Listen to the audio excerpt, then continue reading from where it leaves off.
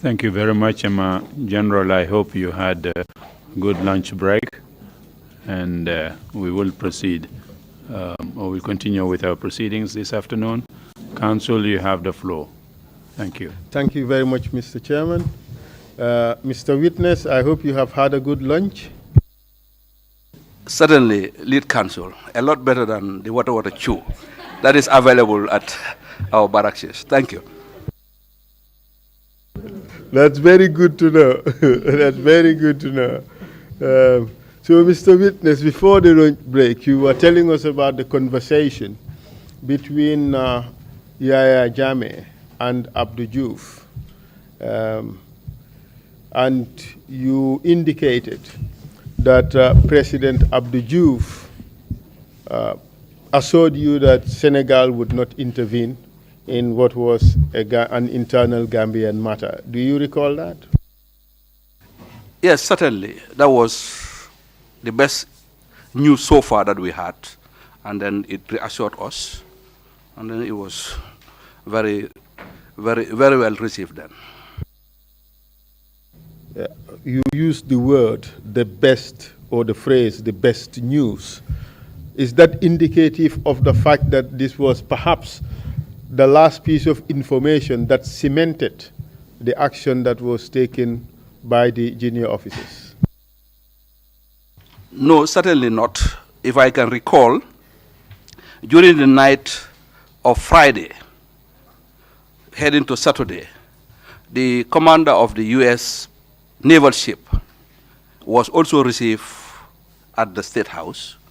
And then I think his message essentially was that there was some pressures from his Washington headquarters to see how he can negotiate a return of President Jawara, and then for us to pursue a means of accommodating him back to Banjul. Can you explain who was present during those discussions? I think, if I can remember well, Lieutenant Yahya Jammeh was present, Edward was present. I am not sure whether Sana was there, but myself was there, and then Captain Samsudin Sar. Who spoke on behalf of the junta? Well, this was a group discussion. I think we listened to him, and then there was various inputs from all of us who are present, because at that time, I wouldn't say there was like no firm order of decision making. So it was a forum. Among the things we said was, yes, of course, it is an option that we are open to, and we could negotiate. But I think his message was then that, Jawara to come back, and take over, but institute his PPP regime, which was not acceptable then. Was not acceptable to who? I think those present, we offered to accommodate him back with some sort of arrangement that would be determined through a dialogue or some sort of diplomatic negotiation. The presidency was off the table, correct, from what you have said? Well, certainly at that point, it was not completely off, but it was not something option that was very distinct, how do you call it? Very, very, very distinct. What word do I use? An option that was sellable at that point. I need clarity on this point. Were you at this point open to Jawara coming back to become president of this country? I wouldn't say yes, I wouldn't say no, but there were some channels of communication that if at that point there was some active diplomacy, I think it could have resulted in a different outcome. But ultimately, the discussion didn't go well because of some threats that we received from the commander. At one point, during the discussion, he stood up and said, If he wants, he can excuse my language, he can fucking put a stop to this nonsense. And how did you respond to that?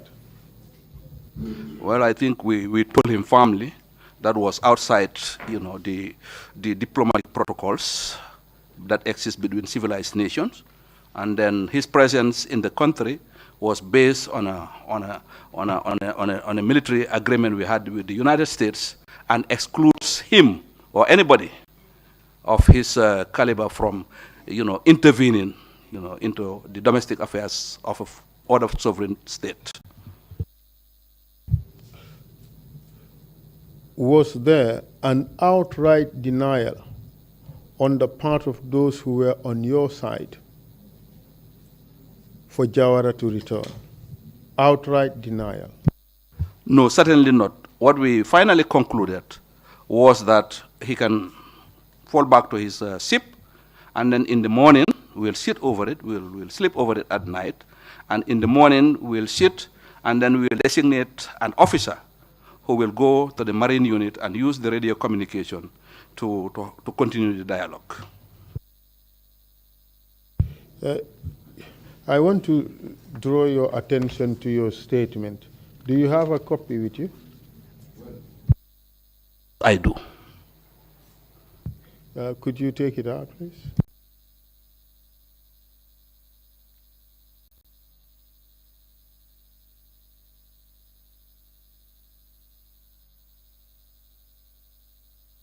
I would let you take a look at my signed copy, the copy that you signed, in particular paragraph 16 of the statement.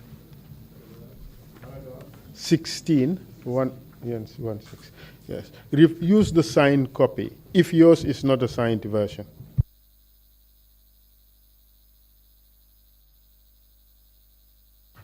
Yes, I have the signed version. Can you look at the other copy and see if it is also a copy that you signed? Take a look at the first page. Yes, I did sign it, but I think there are some markings on points of facts that because I read it just this morning and then would have taken my time to correct it to reflect my true view. Indeed, thank you very much for that. We will take a look at paragraph 16 and see where the paragraph 16 accurately reflects the facts as they stood. Could you read it out, please?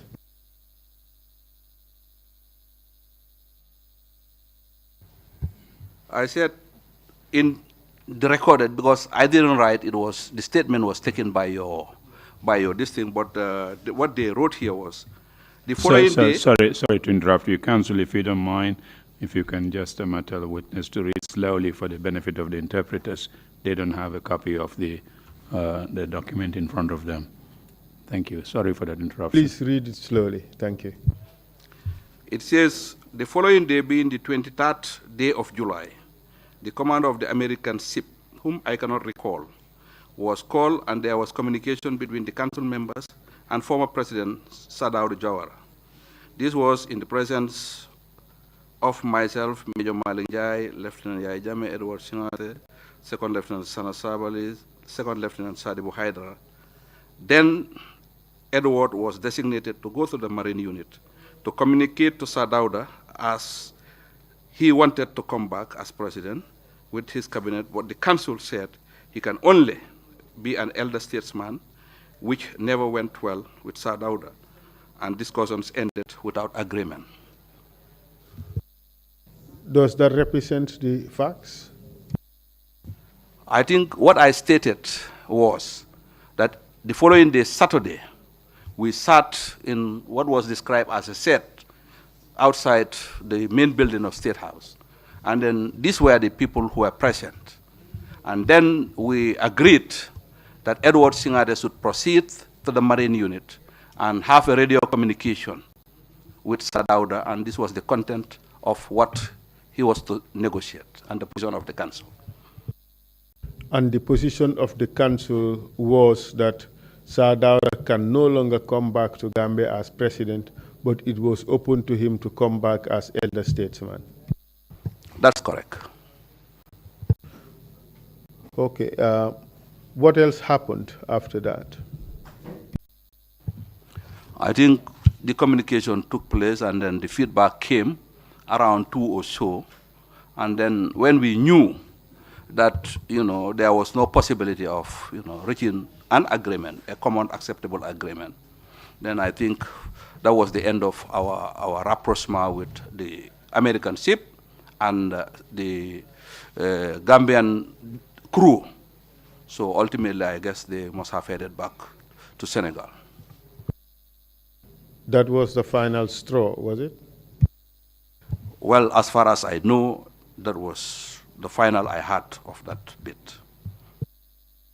So these last two events basically sealed the fate of Jawara as president of the Gambia.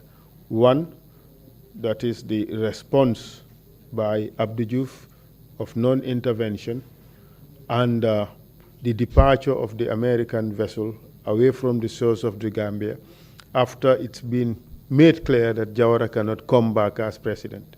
Would you agree? Well, certainly that was the concrete situation at the moment, and I think as realists, that was what sealed the day. Was it this day that you had the interview with Radio France International? I think, I'm not too sure whether it was the Friday or this afternoon of Saturday. But during those periods, certainly I had an interview with RFI. I stand to be corrected, certainly. You were asked how a government was formed by Commissioner Carr. Could you advise how things happened on this Saturday, how things unfolded on Saturday, the day after the coup itself? I think when the situation came to that conclusion, which I alluded to earlier, then the next logical step was how to set up a government. And then, we moved over it. I think everybody who was present. At that time also, I may say, the 4 council members, that was Edward, Yaya, Sana, and Sadibu, plus myself and Captain Samsudin Sar, you were using what was the private bedroom of Sir Dauda, and there was a small sitting room. And then adjoined to it was also another room. I guess they said it was for his kids. That was where we sit when we make decisions. And then, the rest would be announced in, and then they would be admitted based on what the situation was, or this thing denied. But that was the free space we were using to make decisions now.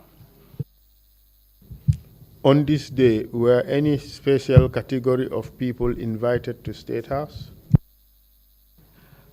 No, what we agreed was that we will form a cabinet, and the cabinet would be composed of the military and some selected, shortlisted civilians, amongst whom were, I think, if I can remember very well, Mrs. Amina Fall Sonko, Mrs. Sarang Jao.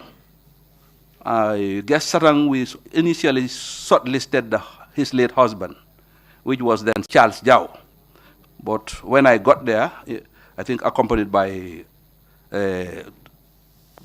Cadet Inspector Abu Jeng, we learned that the husband was not in town. And then, based on the conversation we had, we felt that she was qualified. So I spoke to Sarang and then offered him the portfolio of education. And Amina Fall was also offered the portfolio of youth, if I can remember well. You informed Mrs. Jao then that she would be offered a cabinet position for education, correct? Yes, I told her essentially that, among the list of prominent Gambians that we had earlier shortlisted, his husband, his late husband was one. But since at that point, if I can remember well, he was not in town, and then knowing the caliber of her intellectual ability and her background as a teacher from Gambia High School, then we thought she could fill the position. You made the decision, right? Well, ultimately with the input of the council members, as I said earlier on, but the final conversation to get him on board was done by me. Amina Fall Sonko? The same thing. And which other civilian was given a post? I think the sequence may not be very correct, but I think sometime during that Saturday also, I went to the late Swaibu Konate, because he was also shortlisted. With this background in communication, we thought that the information and tourism portfolio could have been handled by him. I went there, and then he had difficulty accepting, but ultimately he accepted us, and then we came. He gave us some mono, we ate, and then we offered him the portfolio. He refused and said, well, that was not his motivation. And then as we were chatting, because we were also, at that time, we also wanted a speech that would announce the broader direction of the council. So as we were chatting, he refused, and then I was, penning down some key points, which after I read to him, and he, well, though not directly saying it's okay, but he said it could make a good distinct start.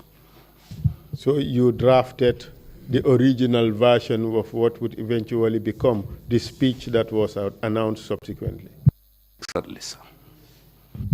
Mr. Konate, of late memory, rejected the position offered to him, correct? Certainly, yes. What were his reasons for rejecting the position? Well, I think, he said, one, he was not well. He was just coming, I think at that time he was coming out of retirement, and then had some private business plans, and that wanted the time to do his own thing. And of course also, I don't think he was very distinct to participating in a military government as well. In a sense, he did not want to serve in a military government, in an unlawful government. Well, yes, I think so. Who else was contacted? I think on that Saturday, for the position of the Justice Minister, we also shortlisted the Vice President, Usainu Dabo, and then I went to his house. Unfortunately, he didn't come out, and then we had no dialogue. So after we persisted for some time, he didn't come, and I advised that maybe he was not interested, and therefore I proceeded to the residence of Honorable Fafambai. He refused to see you? Yes, that's correct. And did you see Mr. Fafambai? Yes, certainly I did.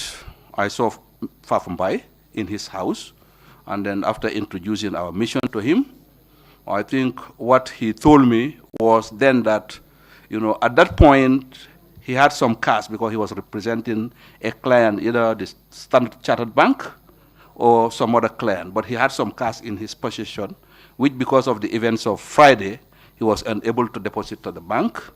And then second, he was also on very advanced preparation to go for some visit to the United Kingdom. But in principle, he accepted, but asked us to delay announcing his cabinet appointment until he returns. When we accepted his wish, I also offered that, on the Monday, I would send some soldiers for the conveyance of those cash, and I think it was later done, and then that was it. Who made the decision to approach Mr. Mbai? Well, as I said, broadly, it was the council. But when I was given some sort of a leverage with options, as I said in this situation, you had one choice, primary and secondary. Like we do in the military, you always have a primary position and a fallback position. You had discretion. Well, at that time, I would say yes, I had some sort of a leverage on the outcome of my contacts with these people. You are given the opportunity to decide ultimately who gets the position. No, I was given the decision to approach people and offer them. Okay, if I get a yes and approval, then I would convey to the council, and then, you know, when we sit, the final decision would have been done.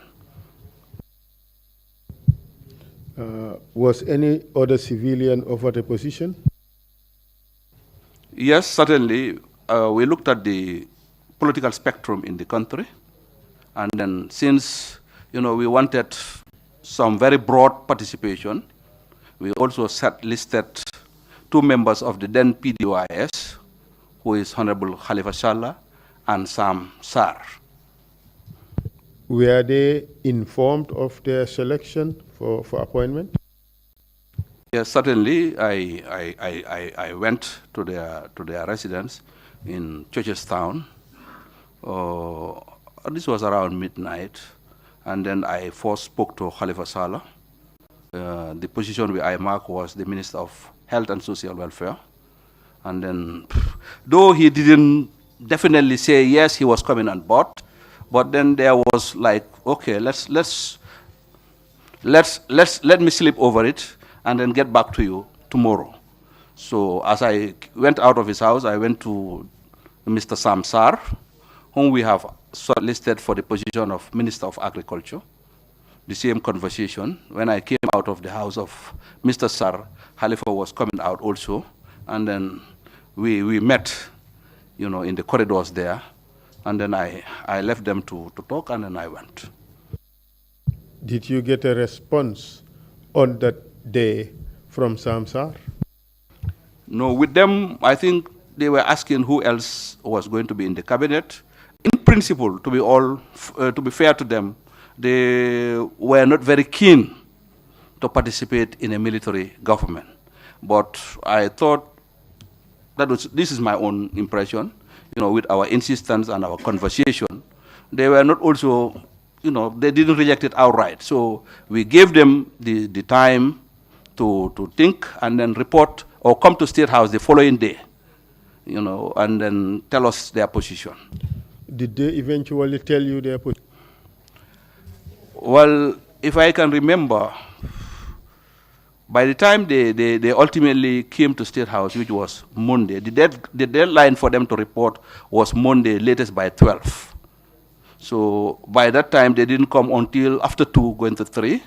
We have already finalized on the decision on who will be in the cabinet. And then I think they were received and then told that, well, the offer was no longer on the table. So it was not some outright rejection of the position by them? This is my own understanding of the then situation, but certainly maybe it was a nice way of saying, well, no. That's the sense you have, that they were going to say no, right? Not really, because when we gave them that period, I was anticipating that they will ultimately come. But when they failed the deadline, which I said was 12 o'clock, then we took it that, well, it was a no. Ultimately, they surfaced, but then, as I said, the offer was no longer on the table. So, apart from assisting in setting up the cabinet, you told us that you made a draft of what ultimately became the speech that was read out. Can you tell us the process of the speech writing? Well, I think the main points were to state that the Gambia under the new regime will respect and honor all our international obligations under the rule-based international system with our bilaterals. We will also, we will also, be open to strengthening our bilateral relationship. And then at that time, what we thought was that Africa, West Africa, was going. It was our foreign policy was going to be based on the mutual respect between states, and that Africa, the sub-region, and the Islamic Ummah and the wider civilized world in concentric circles will be our approach. Who else participated in writing this speech? As I said, this was also, we were receiving inputs. I think when we sat and then we were taking jottings on that, Samsar was present, and then knowing his his writing powers at that time, he also gave an input. Who else? Well, when we finally drafted the speech, I think it was... Who else? Well, no, I can't recall, President. Oh, astaghfirullah. I think at that point it's also important to mention that there was this police superintendent, Abu Jeng, who early on had impressed us with his grammar, and then as he was this thing, he was asked to stay, and then eventually he gravitated towards me, and then was with me when I made those conversations with most of the people I mentioned earlier. Did he contribute in writing the speech? Well, certainly, ideas may come here and there from him, but it was not very significant, if I may recall. Ultimately, a speech was written. Who read out the speech? I think I drove with Lieutenant Yai Jammeh, who was then de facto leader of the junta, and then we went to Radio Gambia, Mile 7. I think one of the news anchor we met then was Jaina Banyang, and then Yai Jammeh was asked to read the speech. He was asked to read the speech, or he offered to read the speech? I think along the way, he at one point asked me to read the speech, which I said no, was not proper. Hence, since he was the leader, then it was his voice that should be on the radio, not mine. He duly complied. He did read the speech, and then to a large extent followed the text, but certainly there was some, impromptu inputs from him towards the tail end of the speech, which was not on the script. Do you remember what he said? Well, there was some personalization that I Jammeh, etc., which was not in the original text. So those I can remember very well. But maybe the version, if I see it today, I will be able to, and then listening to the audio, we'll be able to see where the deviation from the original text and then the final read out speech was. In view of your description of him, rash, exaggerated notion of his abilities and things like that, quote unquote, were you surprised? Well, I think to be fair to him, at that moment he rose up to the occasion. Thank you very much. After all this happened, you went to State House. They accommodated you. They allowed you to come in and worked with them. You helped them negotiate with the Americans. You negotiated with the Senegalese government. You helped establish the cabinet and write the first speech for the junta. What happened after all that? I think, if I may remember also, at one point during that Saturday morning meeting, Sirif Mbai and some police officers came. There was also the felt need to establish order, okay, and then to reactivate the policing of the country. And I think also there was also the need to set back the essential social services back on. And then one of the tasks was that Sirif Mbai was at one point designated to go back and then handle the police Major Malingjai was tasked to liaise with the doctors. He was a medical doctor, and make sure that the hospitals were up and running. And then, I think the curfew, which was earlier imposed, was gradually also decided that we will relax it to allow people to start a modicum of normalcy in their daily lives. When you first arrived at State House, you were holding discussions on setting up a council. At what stage did they settle the point of the number and composition of the council? I think after that break, the idea of getting back to that 11-man council was discarded, with the belief and the agreement that the cabinet would now be the central organ of decision making, and it was going to be composed as has been explained. So ultimately, in a military junta, you will also have the core, and then attached to the core is the cabinet. So, but by and large, the understanding was that anybody who was in that cabinet would have a fair chance to make an input in the running of the affairs of the country. Council, just a quick interruption, my apologies. Before we leave that point behind, which of the Samsars contributed to the speech writing? I think I'm referring to Captain Samsudin Sar. Thank you for that clarification. Thank you. You said earlier that you proposed the nomenclature, quote unquote, Armed Forces Provisional Ruling Council, which presupposes that there existed a council. How was the membership of this council settled?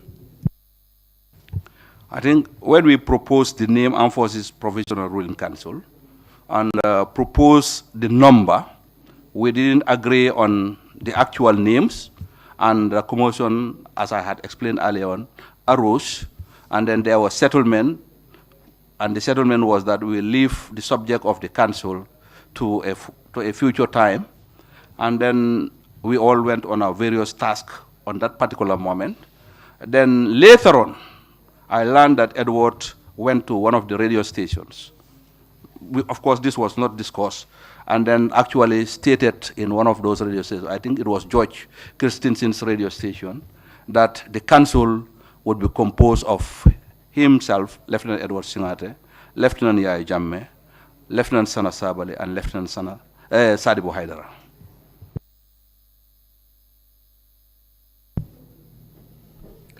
And at what stage did you all agree on who would be offered a cabinet position? I think we had the final version. I must also state here that, we, on Sunday night, and then in our drive to have broad participation, when we start to finally agree on the names that were announced, then Edward wanted the finance or the foreign affairs portfolio, which we said he was not suited for. And then we said, since the country was relatively doing good at that moment financially, we should also cop in the holder of the portfolio, which was Honorable, Bakari Bunjar Dabo, and then communicate the same to him to come and join and resume his duties. I also, sometimes, whilst we were getting people on, walked to the Ministry of Foreign Affairs, where I met the then two permanent secretaries, Bolong Sonko and then Njogu Serba. I invited them to come to the State House, so that our ideas was to get a technocrat, a permanent secretary caliber, who knew the intricacies of our foreign relationship, to be elevated to the position of foreign minister. They ultimately came, and then we settled in for Bolong Sonko. Whose idea was it to bring Bakari Dabo on board? I think, well, I said, based on the narrative I gave, that, the business of finance is critical to the smooth running of any government. And since we are departing from the civilian order of government. I think we should have been very careful at the time to make sure that we do not hurt our international financial partners, key among which was the IMF and the World Bank. So continuity in the person of Bakary Dabo was the most rational thing that we argued would do. That is on condition that he accepted to come. Did you also propose to get somebody, a technocrat from Foreign Affairs, to become Foreign Minister? Yes, I stated that earlier on. I said I went to the Ministry of Foreign Affairs, where I met Bolong Sonko and Jogu Sierba, and then invited them to the State House. They came, and then when we saw them, I don't think we had an interview with them, but ultimately we settled for Bolong Sonko. Then also we are conscious of the fact that, you know, the cabinet should be nationally representative, at least as far as possible. Whose idea was that? I said, so as I was very central in this was one of the conscious things that inform my arguments. In view of what you have just said, you were very central in this. You would agree with me, therefore, that you made significant contributions in getting the AFPRC to get its act together in setting up a new government. That's my perspective. Of course, you know, this was a fluid social interaction, and then other observers would have a different view. But certainly, to the best of my knowledge and my belief, that was what I did. Let's not leave it to conjecture. Let's break it down and agree on what you helped establish. You helped write the speech, correct? That's correct. You helped to identify the civilians who would be in the cabinet, correct? That's correct, with advice and input from the rest. You personally informed them about the offer, correct? That's correct. You conveyed their responses, either agree or not agree, to the junta, correct? That's correct. Not only did you participate in writing the speech, but you drove together with Yaya Jammeh to Radio Gambia for him to read the speech, correct? That's correct. In addition to that, you negotiated with the Senegalese government, correct? That's correct, with the ambassador. You participated also in negotiations with the American captain of the vessel, U.S. vessel that was in Banjul, as at the time the coup started, correct? That's correct. And all these were necessary steps to get the AFPRC to establish its position at that point, correct? Yeah, I think it was necessary because, as I stated earlier on, there was a vacuum, and then objective reality dictates that, you know, there should be some order instituted. That answers my question. So, what happened to you afterwards? I think, well, ultimately the cabinet was announced on Monday, I think in the evening or so, and then on Tuesday we all went to visit our respective ministries.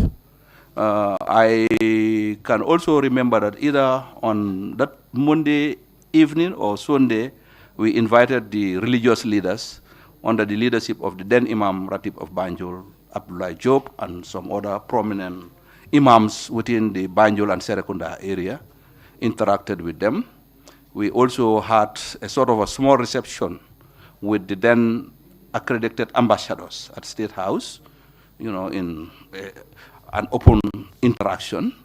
And then basically, you know, that was also another milestone in making sure that, you know, at least some sort of assurance was given to our partners that this was going to be by all intent and purpose, a responsible military government. And then I think one of the catchwords that was also, that came about then was soldiers with a difference, transparency, accountability, etc. All those things were the catchwords that we used to sell the position then. You gained recognition. Well, when you say recognition, it is like by state by state base. But I think our partners recognize that the essential relationship between states is based on de facto control. And then you may either agree or disagree with a government, but when a government has de facto control over a state, then ultimately diplomacy dictates that you can do business with him. I think the only problem which was communicated then was that the American government told us then and then that there was a budgetary support of about, if I can remember, $10 million, which was being given to the previous government, and that based on principles of the United States diplomatic engagement with other countries, that would be stopped. You earlier on talked about de facto control and the interaction by states with governments that have de facto control. And would you agree that that in fact amounts to recognition that I talked about? Well, yes, that amounts to recognition, though some will qualify the degree of recognition with the de jure, that is the legality of the regime. I would not argue or quarrel with you on that point. Were you offered a ministerial position or a position at all? Yes, based on the narrative I gave, it naturally occurred to everyone that I could contribute more in the portfolio of Minister of Information and Tourism, and that was the portfolio I was given. And how about Mr. Samsudeen Sarr? Samsudeen was appointed to the portfolio of Minister of Trade and Industry, if I can remember. And then, as I stated earlier, when the response was not coming from the PDOIS, we offered Major Malingjai the portfolio for health. And then, again, this one was based on the advice of Major Malingjai. Then we were looking at the technocrats at the Ministry of Agriculture.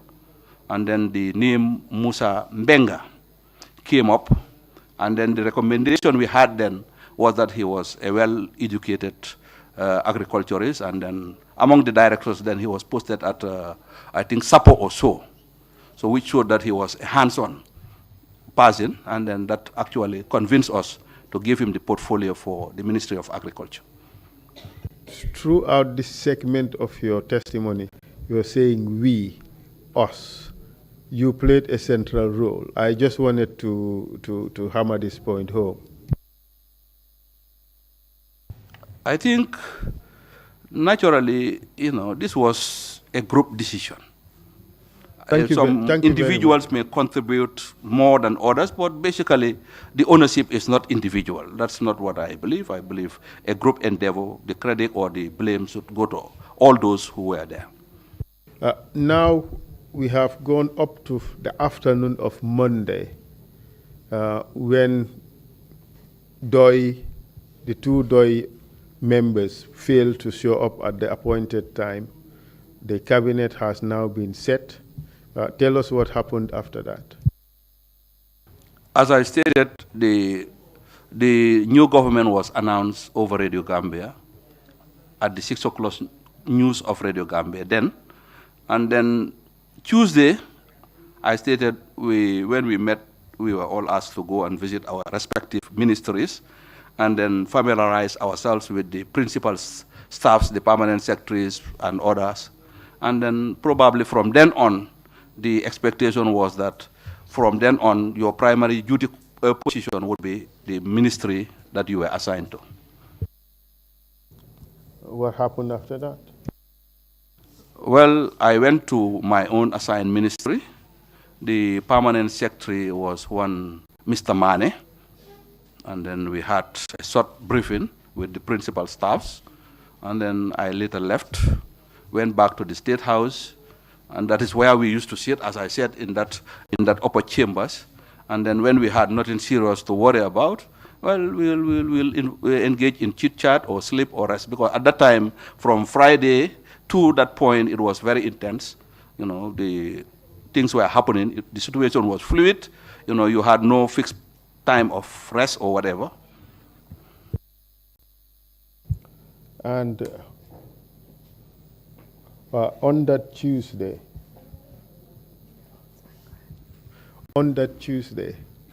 what happened to you?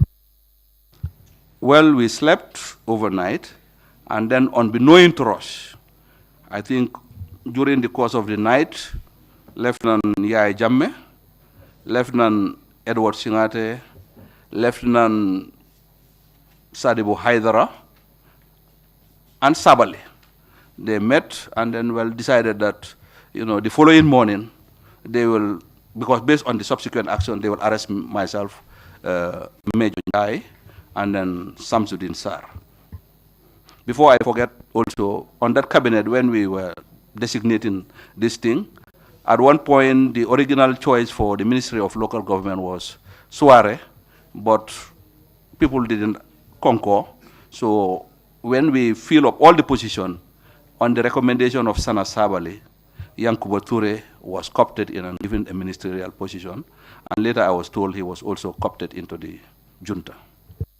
What was the objection against Suare? Well, memories have faded, but I think it was the general consensus that, you know, by his demeanor and by his character, he was not fit for that position at that moment. Who conveyed, was the information or that position conveyed to him? No, it was not. He was not present when the decision was made, but you know, he was shortlisted early on, but when we rejected him, we feel Yankuba, and that was it. Nothing was communicated, at least as far as I know, to him. So the next day, there was a plan to have you arrested. Tell us how things unfolded. In the morning when we woke up at around 9 or so, then early on in the night there was this concern that some officers at Yundum Barracks were being held in the cells, and then some of them who were reporting there then were in the dark and were not happy. So we agreed that the following morning we will go there and then try to ensure them that, you know, ultimately when everything settles down, everybody will be given a responsibility. So that was what we slept with. So how about their release? Well, at that point, the idea was to go there and engage them. And then the reassurance would have, I think, naturally involve releasing them. That was my own take. And what happened? Well, when we finally started the convoy, we said, let's economize on the vehicles. And then I was advised, we agreed that I will join Sana Sabali in his vehicle, together with Major Njai. Then Sam Sar will join Edward Singate in his vehicle, and then we drove in a sort of convoy. As we reached mile 2, then they wheeled to the left to enter the mile 2 prisons. And what happened after you arrived there? Unbeknown to us, when we reached, there was already a group of soldiers that were positioned in mile 2, heavily armed. And as the vehicle stopped, you know, they opened the doors and gun pointed at us. And then Lieutenant Sana Sabali turned around and said, "Sir, you are under arrest." How did you react to that? Well, I felt it was a betrayal. It was unofficer-like. And then I think I protested. I said that was the worst that could happen, because this was a betrayal of trust. And then I think it could have led to an altercation, but Major Malenjai advised that we should comply and then leave it to destiny. What happened after that? Well, we were taken inside the mile 2 at security wing number 4, and then locked up in the various cells. My own cell was cell number 11. How about your belongings? What happened to them? Later we were decrypted, my boots were taken, and the folder I was holding containing some of my personal things and 1 or 2 books I was reading was also removed, and then it was kept at the main office of mile 2. Were you processed before being taken to security wing number 4? I think exactly I am not, but ultimately along the line, I cannot remember clearly whether the processing happened before we were taken or later when we were taken, they came to process us. But it was a mixture of the two, I think. And then we were locked. The aim was to get rid of us and put us in cells, and then maybe the formalities would be done later. Were you informed of the reasons for your detention? No, I was not. Were you allowed to consult a lawyer? No, not certainly. Were you allowed to speak to your family and inform them that you were detained? No, not particularly. Were you allowed to receive information from your family? We were locked and sealed. That means there was no communication in or out of that prison. Can you describe the conditions of detention for the first week? I think the condition of detention was crude because the cells, then this was the maximum security wing. And then the cells were made up of, I think if I can remember, 1.5 meters by 2 meters. And then as you enter the door, there was a knee-level brick that was built on either ends of the wall, and 2 planks of wood were joined together, probably the size of this table, and then that served as a bed. Then each of the cells also had a small pot, which we later knew as the chipper pot, and each inmate was also ultimately, after some days, we were given a blanket. What was the ventilation in that cell like? The doors were chest level, iron plated, but beyond the chest going to the end, it was buckler proofing. So at the back of the cell, there was a small window, probably, I would say, how many? About that size, and that size, maybe 1/6 of a quarter of a meter, and then it was also buckler proof, which was built in the wall. What inconveniences did you have to contend with, if any? Well, that was not the best about to be. You know, you had no freedom. Everything you do was done inside the cells. At night, you sleep on the planks of wood.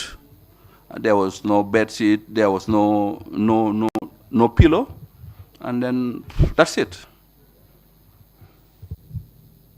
Mosquitoes?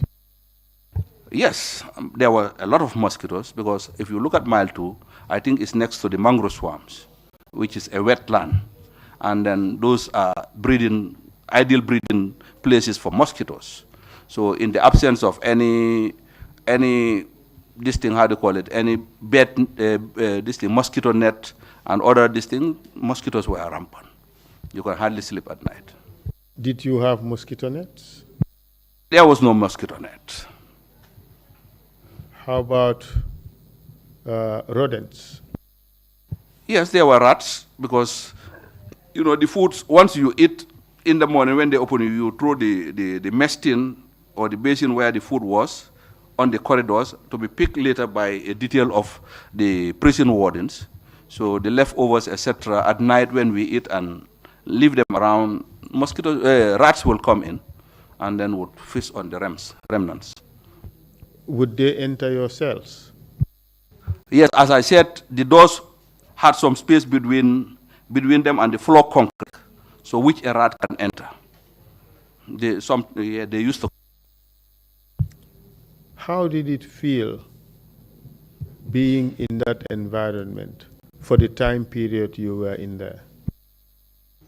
I think it was demeaning, degrading, cruel, to say the least, and it was dehumanizing. And, well, I felt very bad, to say the least. How about the food? The food was a lot better than the water chew at the military barracks, because a lot better, you said. Certainly, that was my take for it. You mean that the food at Mile 2 was a lot better than the one at the military barracks? No, Could you correction. clarify that? No, correction. My mistake. The food was worse than the food at the barracks. There was no basis of comparison, certainly. It was worse than water chew. Certainly. Can you tell us what you would eat in the morning, what you would eat in the afternoon for lunch, and what you would eat in the evening for supper? I think in the morning we will be given a sort of, the name in Wolof is lach, but it's made with, when you pound the kush and then remove the fine flours, the remnants of the grains of the kush would be used to make the porridge, with the course, of course. In the afternoon, there was some rice. And how tell us more about it. I think they would put some sugar. The sugar was never enough. And then it was a darkish, grayish colored porridge. Was it something you had known before? No, certainly not. Coming from the provinces, I think I grew up in a farming background. So lach was one of our diets. But the one we ate there was a lot better than what we had at Mile 2. And then what would you eat at lunch? At lunch, we'll have a chew, sort of, or if it is a benachin, it looks like the proportion of the rice to the oil was barely visible. So you will, if it is this thing fish, they give you. If you divide the kobo, the bunga, into 5 portions, you have one of that. And then if it is something else, if it is meat, you will have at least a small portion in addition to the rice.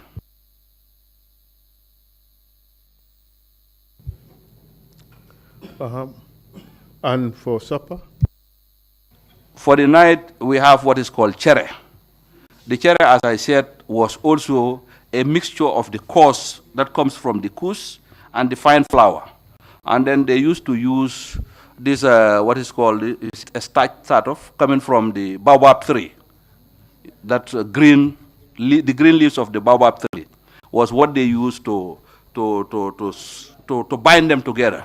Those who know the process of preparing Trrc will know that what we call lalo in local language is an essential ingredient in the preparation of Trrc. So they were using the lalo gui for that. And was it good enough? No, it was the worst of the three that I have described. And at one point, most of us would rather prefer to be given the dry version, which was the unsoaked version. And then the reason was that later on, you could put some water to remove the coarse grains and the harsh particles of the baobab leaves, and have the clean flour of the kush, so that you can eat it like that. If you have milk, you put. If not, that is your lot. That's what you eat. In prison parlance, how did you call it? I think the evening meal was called wet or dry Trrc. Which one? Wet or dry? I said that. For how about shower? Were you allowed to shower? For the first week of our detention, no. By the second week, then gradually the conditions started to be relaxed a bit. In the morning, the wardens will come and open individual cells, maybe 2 at a time or 3, to go to the toilets, which was at the far end of the building, and then we'll take turns to empty our chamber pots, and then take showers, and then return back immediately to the cell. For how long did you have to remain in your cells each day? As I said, initially we were on the seal. That means 24/7. If they come to give you your meal, they will open enough space to hand you the basin. By the time they come for the next meal, they will do the same and collect the previous basin. So we are completely sealed in the cells. Do you recall for how long you were completely sealed? As I said, the situation was tense at the beginning, and then gradually, within the process of the first month or so, the tempers de-escalated a bit, and then by the time we were 1 month or so plus, then we used to have the morning rest breaks, which is from 9 o'clock to 12, and then we'll be locked again. After 2, when the lunch comes in, we'll eat outside, and then we'll have a rest up to 5, when we'll be locked again, and then that's it for the end for that day. Did you remain in security wing number 4 throughout the period of your detention?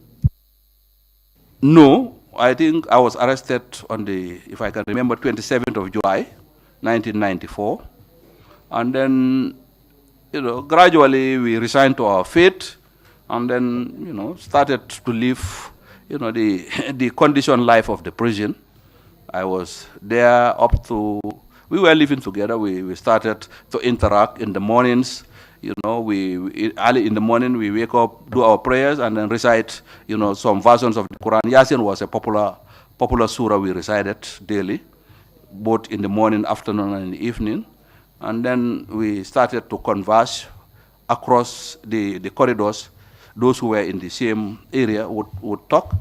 And then that was it. So basically, we try to make the best of the situation at the moment.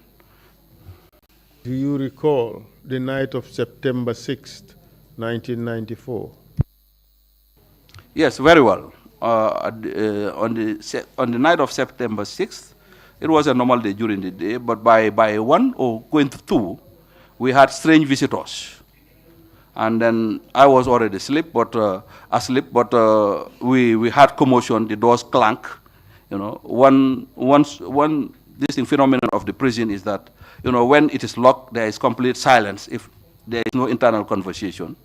And by the time we had the final visit, the wardens were also doing an 8-hour shift. So in the morning they will change, by 2, 3 they will change, and then by 12 they will change for the night shift. So on that particular day, after everything was done, around 1 o'clock, we had visitors led by Lieutenant Edward Singate, Lieutenant Sana Sabali. I think at that time they promoted themselves to captains, and then Yankuba Ture, Peter Singate, and some other escorts of the other soldiers. Was it 1 in the afternoon or 1 in the early morning, a.m.? This was 1 a.m. Can you tell us what happened when they arrived there? I think as they were entering the prison corridor from the gate, the noise was overwhelming. I heard Edward Singate shouting, "Where is Captain Mamad Cham? Where is Captain Mamad Cham?" And then they came to my cell door, and Tusaidi, who was one of the senior officers, was having the keys. He was ordered to open my cells. That was done, and then as soon as the door opened, they bounced on me and then got hold of my hands and then handcuffed me to the back. What else did they do? As soon as they disabled me, Edward started, hitting me with the butt of his AK-47, and then he was assisted also by some other soldiers, kicking and dragging me. from where my cell was towards the main entrance. Do you recall which soldiers participated in hitting you and dragging you? I think prominent among them, memories are fading now, but there was this Jallo, a private soldier whom I had known earlier. He was a driver. But apart from Yaya Jammeh, I forgot Sadibu Hydra was also. The entire membership of the junta was also there, with their drivers, their securities, etc.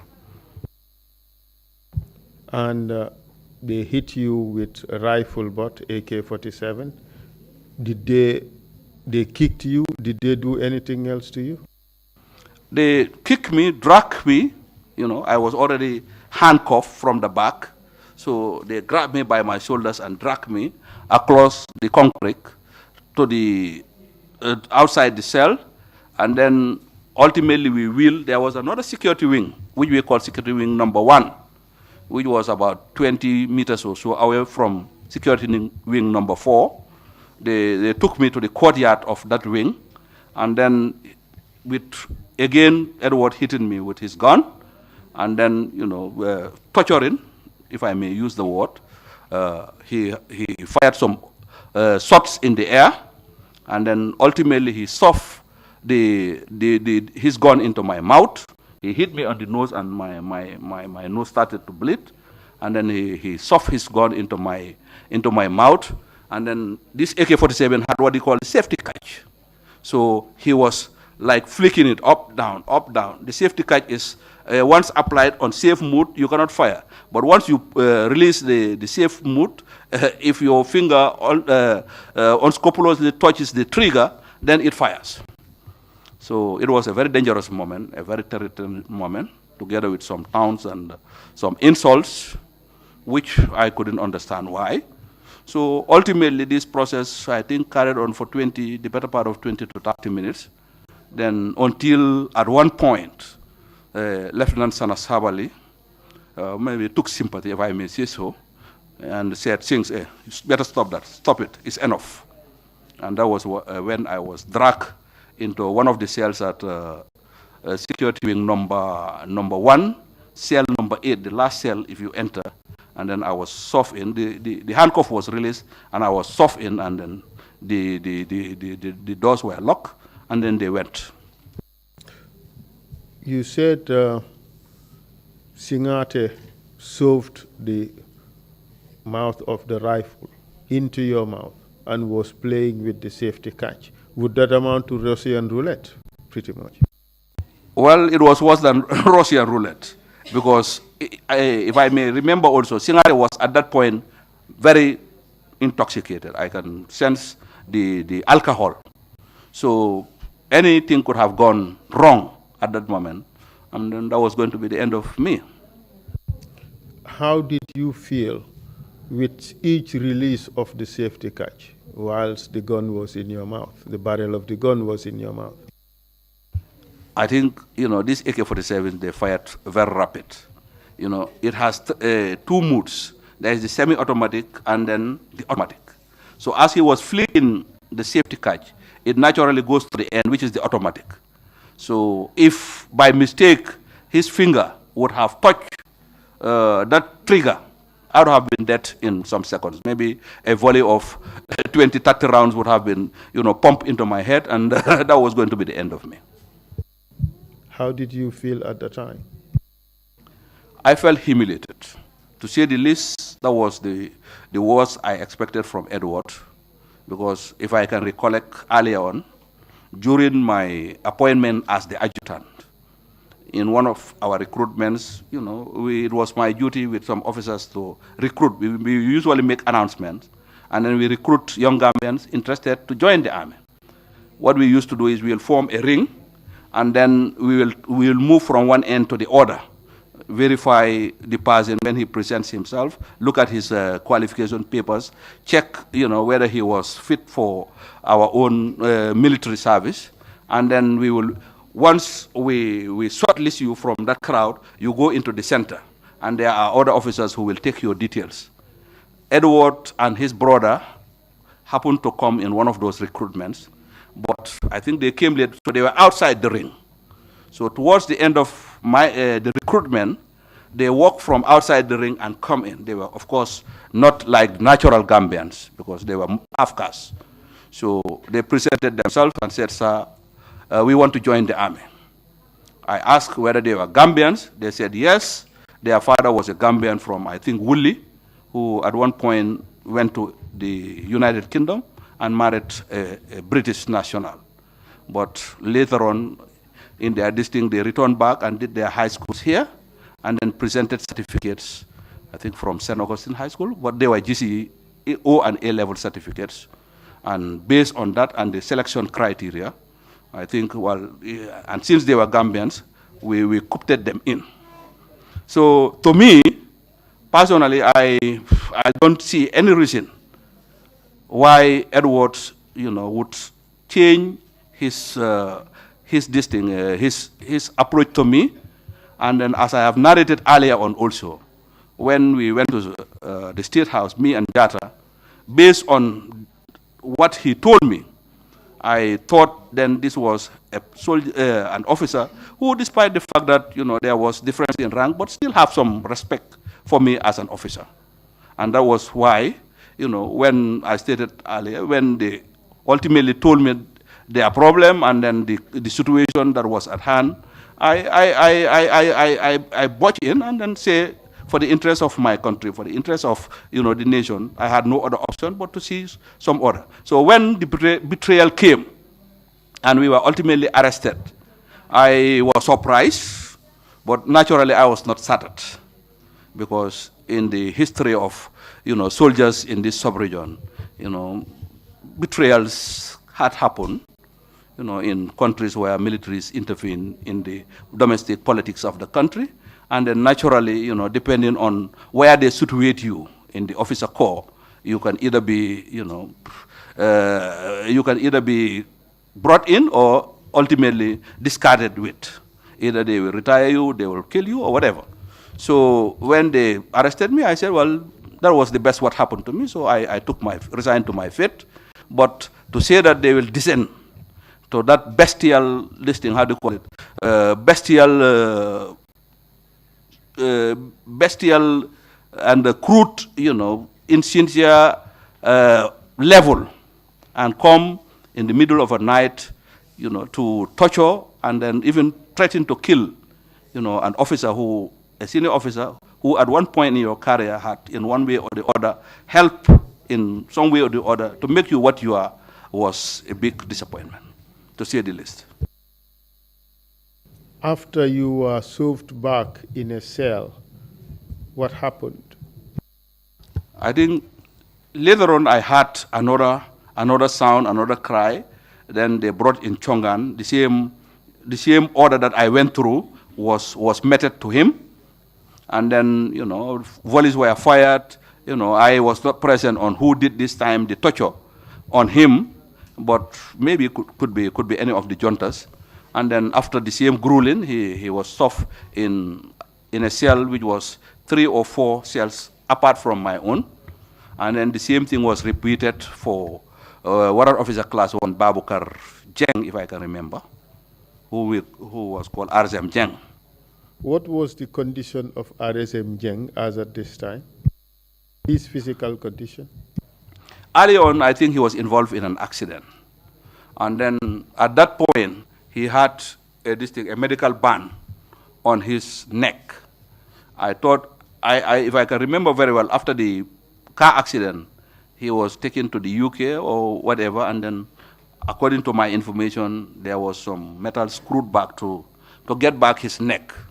So he was in hospital. Him, and then I think Captain Johnson, Kendeka Gay, then the 4th officer. The 3rd officer rather was some Lieutenant Jaju from Katong who died on that particular accident. So as at this time, he was not in the best physical condition, you would agree? That's correct, sir. What did they do to him? I think the same torture that was meted out to me and then to AIG Chongan was meted out to him. And then finally he was soft in the last cell number 1 of that 8 cells in security wing number 1. Did they also fire a volley of shots this time? Yes, they did fire a volley of shots, and then it was the same. It was a pre-planned, rehearsed, probably, operation. And then the same thing was done to each of us. And then after him, they left. Finally, the wardens locked the main entrance, and then that was the end of the night's operation. You said you were injured on your nose. Were you bleeding? Yes, I was bleeding very seriously, because if you look at the nose, there is a hard cartilage in between the 2 holes. So by the time he hit me with the butt here, one of the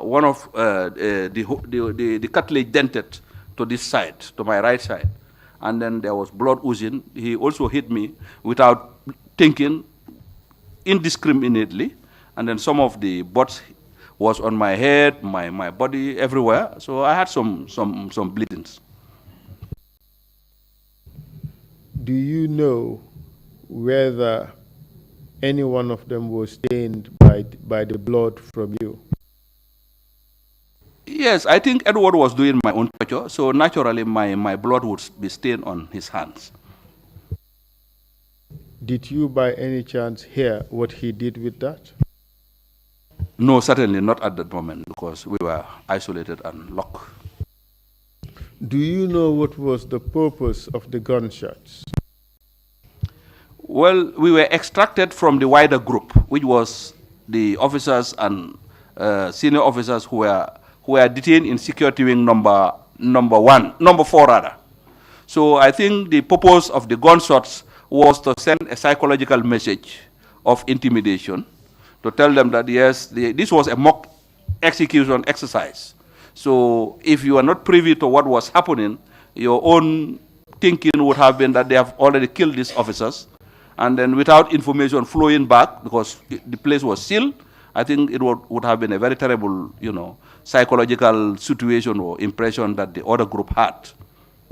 Did you later find out whether that was in fact the case? Yes, I think after September 6th, later on by November 11, another group of some NCOs and private soldiers were brought in following the abortive November 11 coup. And then we were all still under seal, because that was the most serious part of the prisons. And then later on, when Sana Sabale was ultimately arrested, I forgot the date, so he was brought to security wing number 1. And then that was the time we were released, those of us who were still there, and taken back to security wing number 4. Then we naturally debriefed one another, and that was when ultimately, we had chance to discuss with some of them and what they've gone through after the September 6th events. Did they tell you what they went through?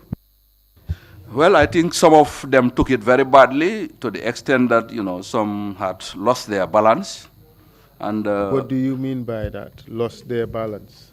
Well, when an individual is subjected to some psychological torture or physical torture, depending on your resistance capacity, you could lose your psychological and mental sanity. Did anyone lost his sanity? Did anyone lose his sanity, excuse me? Yeah, I think later on we are told that following our torture, Captain Sam Sudin Sar, was behaving in a very strange manner. I think it was the impression of the people around that, he had some sort of been mentally drilled by the event. Do you know whether, as a matter of fact, those who remained at security wing number 4 were made to believe that you had been executed? Yes, I think that was the impression. I think in police or military work, there is what is called this psychology of dividing prisoners and putting them away from others, so that if we are together, you remove one from the group and isolate him, and then question him. Then you can always use that trick to come back to the other and say, this guy has said this, you better own up or say something. So that was maybe why they have done what they have done to us. The testimony we have received here is that they did that to make the other group believe that your set, the three of you, were executed and that they were coming back for them. What do you say to that? I think yes, that was the purpose of doing the torture, and not returning us back to where we were, but isolating us. That should have been the psychological purpose of it. You said Sana Sabali was ultimately arrested. Could you tell us what happened to him while he was in the prison? Well, I forgot the date and the day. So, but, this was a fateful, I think Thursday, if I can remember, fateful Thursday morning. Then when Sana was going to work, he had this siren. So in our cells, whenever he closes in the evening to go home, we knew that peculiar siren. When he was coming in the morning also, we knew that it was Sana who was going, based on the noise. So maybe one hour or two after he passed in the morning, then we had the Ross, and then he was being escorted by Edward Singate and some group of soldiers in handcuffs with Sadibu Haidara. And then the warden hurriedly asked us to pack our things, the little we have, and then we were transferred to security wing number 4. And then I think him and Sadibu took our positions at security wing number 1. You said Edward Singate came in with some soldiers escorting the two. Do you recall any one of them? Well, no, certainly no. I knew that he was the officer, and then there was a detail of NCOs that were with him, but certainly I cannot recall any of them. Did anything happen to them while they were in security wing number 1? Not necessarily that day, but subsequently. I think subsequently they were detained, and from where they were, whenever they wanted to extract information from them, they will isolate. They will bring them one at a time to another security wing number 5, which was behind where we were living. And then sometimes from the noise of what you hear, it seems they were being subjected to some degree of cohesion and beating. You could loudly hear their screams, etc. So I assume that was what was being done to them. You mean they were being tortured? Yes, certainly. Do you know what implements or equipment was used in that torture? No, in all honesty, because my own cell in security wing number 4 was towards what we will call the northeast. It is an L-shaped cell, and I was on the length, the longer part of the L. So the road was on the shorter distance of the L. So those whose cells were there could stand on their beds and see what was happening. But from where I was inside the cell, I couldn't tell what instruments were used. Did you hear what happened to them, or what instruments were used to torture them? Well, later on, I think some of those who saw were saying that the people who were met in torture were using some electrical equipments and something like hammer. But certainly, I didn't see it personally. Did you see any members of the group that took them from their cells to the place where they were tortured? No, in all honesty, no. Because whenever such operations were done, if it is during the day, they will lock us back into our cells. And then, as I said, only those whose cells were by that route would see what was going on. Did you hear which names were being mentioned by those whose cells were located in a position whereby they would see who was involved? Well, in all honesty, no. At what stage were you released? Mr. Chairman, perhaps I have still a few questions. Maybe I'll ask for 10, 15 minutes. Thank you. At what stage were you released? I think I was released after 27 months of detention, around October, if I can remember very well, 1996. What did you do after your release? After we were released, we were taken to the Army headquarters for debriefing. And in our particular case, I think we were debriefed by the then Army commander, who was then now a colonel, the same Babukar Jatta that I mentioned. I think he was also assisted by then Lieutenant Colonel Sam Sar, who was released earlier than I. And then I think there was also, if I can remember well, either Lieutenant Colonel Pamudu and some other officers at the Army headquarters. Were you asked to do anything? Well, we were told that it was an unfortunate event that happened. And then as soldiers, well, according to Babukar, they regretted what happened. We should go and take 1 month leave, 1 week or 2. And then after that, we should report back for further briefing.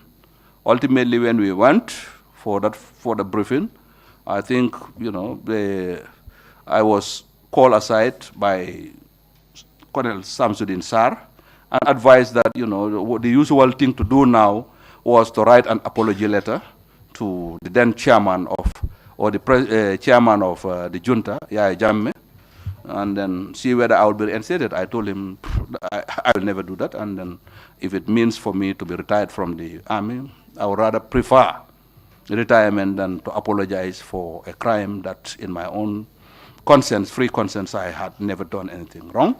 So that was the end of it. I take it from that answer that you did not write the letter. Certainly not. And you are not reinstated? Certainly not. I was never reinstated. I was ultimately retired as a captain, and then after some month or two, I was paid my gratuity. And when I went back to civilian life, I used the money to buy a gele and invest in a small shop, and that was what I was doing to earn a living. Did you ultimately find employment? Yes, after some time, I was stated that, when I was released, ultimately I became, what I would call ostracized, if not spoken openly, but, the norm in the country was that, at least in government I will not have a job. So ultimately, in 1999, I bought a paper and saw an advertisement from the Gambia Ports Authority for the position of an assistant security manager, which I applied in, and after some time, I was called for an interview. After some time, I think somebody from the ports came to my house and dropped an appointment letter. And you worked with the ports, correct? Yes, I worked for the ports as assistant security manager. Then by December 1999, Colonel Babukar Jatta called and offered that, they had these openings at UNOMSIL. This was a military observer mission in Sierra Leone, and then they wanted me back on secondment to the army to go on that national duty. Did you go? Yes, I went in, and I was reinstated for the purpose of that mission as a lieutenant colonel into the army. We spent the whole of 2000 in Sierra Leone. I think I was, because of my rank and my experience, I was made a team leader. I served in Lungi and at the Cockrills Barracks in Freetown. Did you happen to attend another peacekeeping mission? Yes, after that, again in 2004, precisely May, I was recalled back by the same Babukar Jatta to head our observer mission to UNMIL in Sierra Leone, in Liberia. And then I went there for the best part of 2004 and 2005, returned back by May 2005. Did you return to your job at the ports? Yes, I returned to my job at the ports, but then after that, I think 6 months into that, I was given a termination letter. And when I asked the then manager, who is, I think, Mr. Motlamin Jiba, or the senior team, I was told that the directives were coming from State House. Did you find any more employment in Gambia? No. Then my reaction was then that the port, according to my understanding, was supposed to be managed by a board of directors, if I am correct. That were independent people appointed, and they have their own terms and conditions of employment. And that certainly, in my own understanding, it shouldn't have been the right of anybody to terminate, somebody who had not done anything untowards. And certainly, if it was also to come, it must have been internal. I made that representation to the ombudsman. They made some findings, and ultimately wrote and said, they were told that the directives were coming from the office of the president, and that they had no powers to review or to investigate decisions made by the president. So I never had any other employment in the formal sector. How did you feel about the response? Well, I think it was not fair, in all honesty. And but the realities on the ground were such that it was happening. The Jammeh regime was a very hesitant, or what I would use regime, and most of the time the tool that they used was to sack and hire people at will to cause them to support or to refrain from any action that they perceive to be threatening to their government. In hindsight, did you regret the actions you took in putting together or strengthening or establishing that regime? Well, I would say, based on what I have explained here, at the material time, my conscience was that it was better to institute order, as I have said, for continuity and peace, and then not to allow the situation to descend into chaos and probably foreign intervention. So most of what I have done was done to make sure that peace and then continuity happen. And remember, if you look at the phrase we coined for this provisional ruling council, the idea ultimately was that after some time, if the constitution was found wanting, it would have been reviewed, and then normalcy would have been restored through a free and fair democratic election. So as far as I am concerned, based on what I have done within that few periods, I think was motivated by what, in my own understanding, was the national interest. And I don't think during that time there was anything that I have done or had occasion to be done that had hurt, apart from maybe helping to institute an illegal government. Yes, that is precisely the point, that in hindsight, seeing what this regime or Yahya Jammeh turned out to be, do you regret contributing to establishing his position? Certainly, if you weigh the outcome of the regime and the excesses that were committed towards the Gambian people, if I had any way of knowing the future consequences of that regime, I would not have helped to institute the regime in the country. Is that your way of saying that you regret having contributed to establishing Yahya Jammeh as leader in Gambia? Yes, certainly, if you would call it that, that was something I regretted very well. Can you tell us how you came back to being general now in the army? Well, following the December 16 election, and then the outcome, when a coalition government was elected, I think initially Yahya Jammeh accepted, and then later on he reneged on his pronouncement. And then I think the new government or the elected president was left in the limbo, with no protection. So those of us who had some military background and police training, felt the need that, yes, this was a time to come back, and if there was any wrong, to atone for what we have done and help to reinstitute constitutional order. So we gathered back to his residence, where he was then in Burfoot, I think, the tough listing, and then quite a number of us, amongst which were President Colonel Turo Jaune, Major Mane, Lieutenant Yaya Damfa, and so many other officers, patriotic officers, and both serving, some of them were serving, and other police and security officers came together and provided a seal. We had no arms, but we were there to make sure that we complement a detail of some Senegalese private security guards who had only pistols, to make sure that we provide an outer cordon and also screen people as they come in, gather some intelligence, and probably help secure the elected president. Were you rewarded for that role? Well, ultimately, after the swearing in, and then I think a new chief of defense staff was appointed.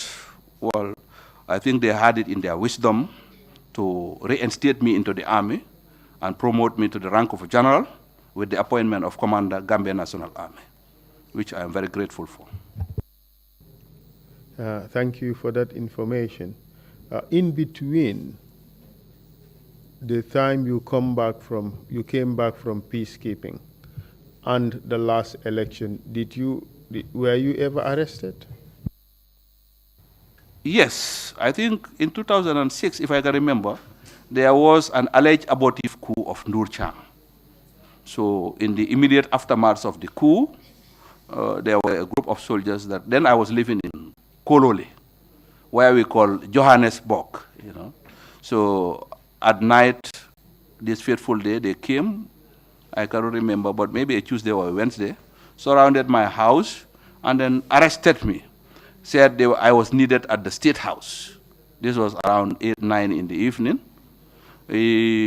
I cannot remember, but I think the lieutenant colonel who led the coup was some Lieutenant Colonel Jiba. They call him Jagait. Presently, he's serving. I think he was later demoted to a rank of a captain. And then they drove me from my house. When we reached mile 2, they wheeled again. And then this time they put me in security wing number 5. How long did you remain at mile 2? This was, I think, Wednesday or Tuesday evening, then Thursday, Friday. On Saturday in the morning, we were taken to the then National Intelligence Agency's headquarters, and then we are subjected to some interrogation. I think if I can remember then, the group I went with was composed of the late Daba Mareno, and then I think if I can remember, lawyer Antuman Gay, and some others that I cannot remember. And what happened to you ultimately? Well, I was grilled seriously to see whether I had any knowledge of the conspiracy. I think they thought that Colonel Trrc, who by coincidence is a distant relative, would have consulted me and probably enrolled me into the alleged coup. So at that time I was doing my BSc program at the University of the Gambia, and then I had no idea of what was happening. From my house in the morning, I go to UTG, and then I had no knowledge of what happened. And ultimately, I stood my ground. Of course, it was very threatening, and then insinuations were high. But ultimately, they realized that the truth was what I was speaking. And then on Saturday, I think, if I can remember, Sunday, Monday morning, I was released and sent back home. And in this position as general, do you work with somebody known as General Martin? Yes, there is General Raji Martin, who is at the Joint Services Headquarters. I think his appointment is the Inspector General of the Armed Forces. Yes, he's there. Did you see him amongst those who came to torture Sana Sabali? In all honesty, at that time, I didn't know Martin. I had no prior interaction with him. So the group that came to torture this thing, how do you call it, came to torture Sana Savali, he may have been there, but certainly, in all honesty, between me and God, I cannot say that he was among them, because I didn't see it. Thank you for answering my questions. Let me give you the opportunity to say your views and concerns as a victim and what you think can be done to take our country to the next level we want it to be. Make it as brief as possible because the commissioners too may want to ask some questions. Thank you very much. Thank you for the opportunity. And as has been maintained in the line of my argument throughout, in my training and my conviction, inner conviction, I had always believed in justice. I had always maintained a very balanced approach to situations. I am pragmatic by nature, and that informed the choice of actions I have taken.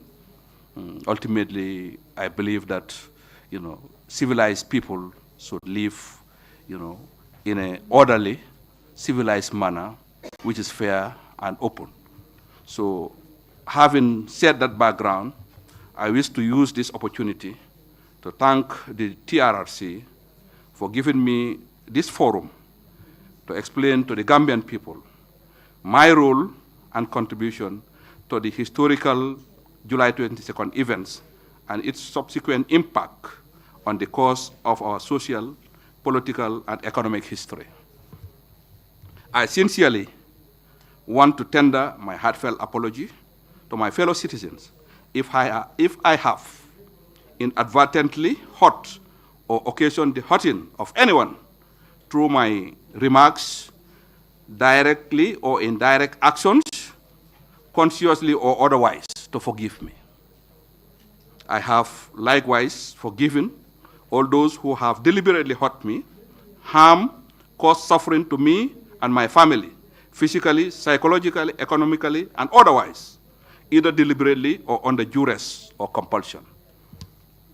By the same token, I wish to appeal to all Gambians to listen with open hearts and serene minds to what I know will be harrowing stories and testaments that will come out during the course of these TRRC sittings and hearings, which will bring some disturbing revelations of the various abuses, atrocities, etc., that were committed to innocent Gambians during the past 22 years of misrule under the AFPRC and then the APRC Jammeh regime to innocent citizens. That, no doubt, I believe, was against our cherished moral ideals and known national character as a kind-hearted and God-fearing people and nation. I urge that we exercise civilized restraint and forgiveness and never allow shallow emotions and sentiments to override our good conscience and civilized reasoning as we chart a new history and beginning for our dear motherland, which will be based on justice, democracy, and fair play. Thank you.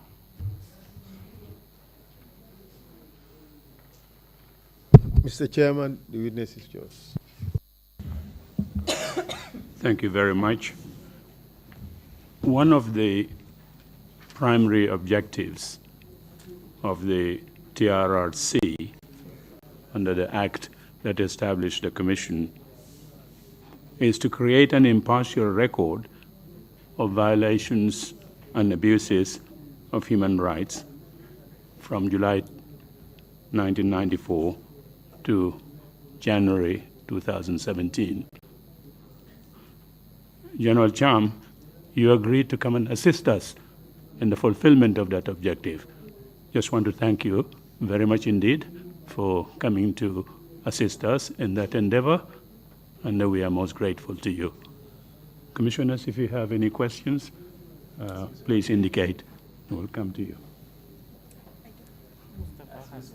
Commissioner Jones, please.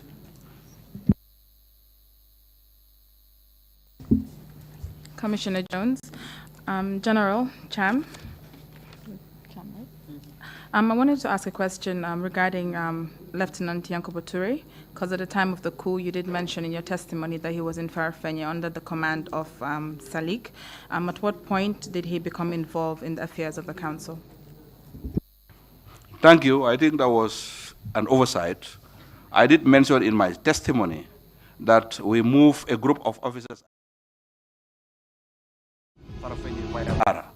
so that they would help to reinforce the then security in Banjul. Because of logistic constraints, they were unable to make the journey within the reasonable time. I think according to what I was told later, by the time they get to Bara, the ferry was not closing, there was no means of crossing them to Banjul. They had to use their initiatives, negotiated with those local Bara boat people, and then in small groups were ferried in those boats to Banjul. So ultimately, they reported to State House on the Saturday morning.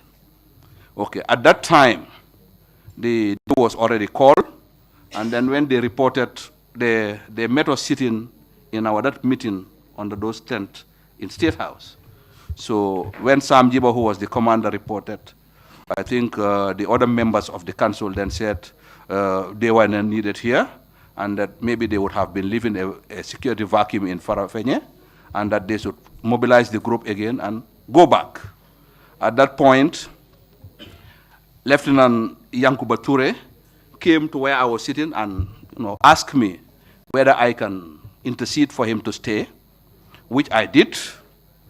We ultimately agreed that him and Lieutenant Wilson Jatta should stay and help in mobilizing the security around the State House. So it was in those assignments that ultimately when we sat up, he will come to relay messages, convey gas, and then it was then through those ones that ultimately I didn't know his personal relationship with Yankuba Ture, but he finally got his appointment as a cabinet member and co-opted into the council. Thank you very much, Commissioner Carr. Commissioner Carr, General, you apologize for your role in the, you played it to institute the military to go. I just want to know if you have any suggestions in order to reform the army so that they will not hijack the will of the people ever again. I think now what we as the commanders of the Gambia Armed Forces are relaying and are helping to inculcate into the other commands is that, the soldiers have no business in governance, and then we should be we agree that we are subordinate and then subjected to democratic civilian rule control, and that I would urge this commission and ultimately the outcome of these reforms to institute strong institutions, because countries, states are, ruled by institutions, independent institutions.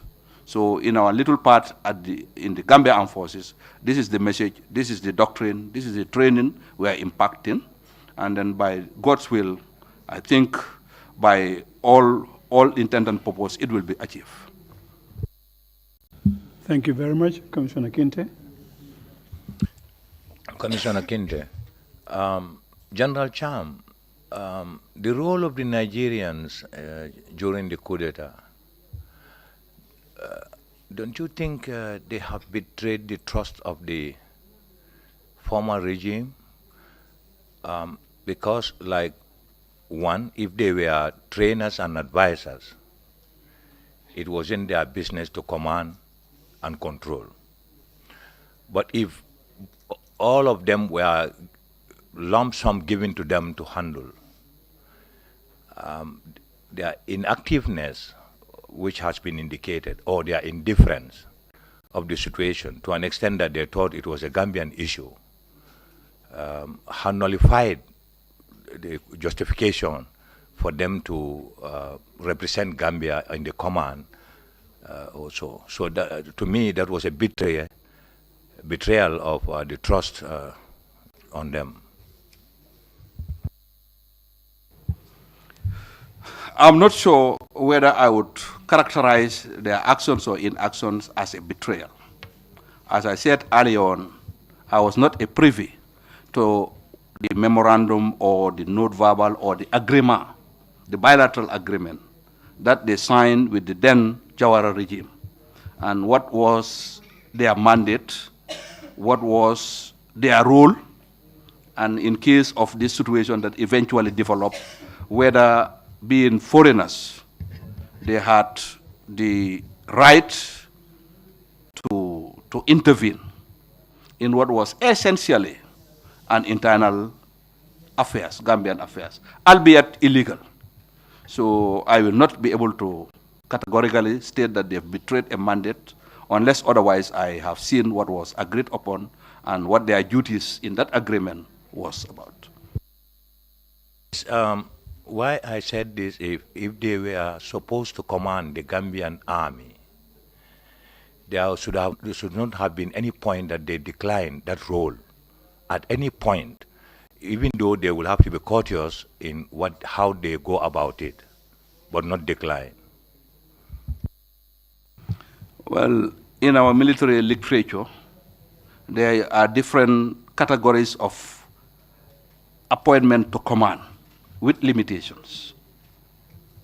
If, for example, in international operations, a group or a detachment of, let's say, Gambian soldiers are attached to another foreign army, specific guidelines and rules are laid on how they can be employed. So that is why I don't want to categorically state here that they've betrayed, unless we dig into the agreement and look at the specifics of what their role, apart from being the visible commanders, was in terms of crisis. Then and only then can we answer your question. Thank you. Any further questions from the commissioners? If not, we would end our proceedings today. We come back here tomorrow morning at 10 o'clock. Again, General Cham, many, many thanks indeed. Thank you. Meeting is adjourned.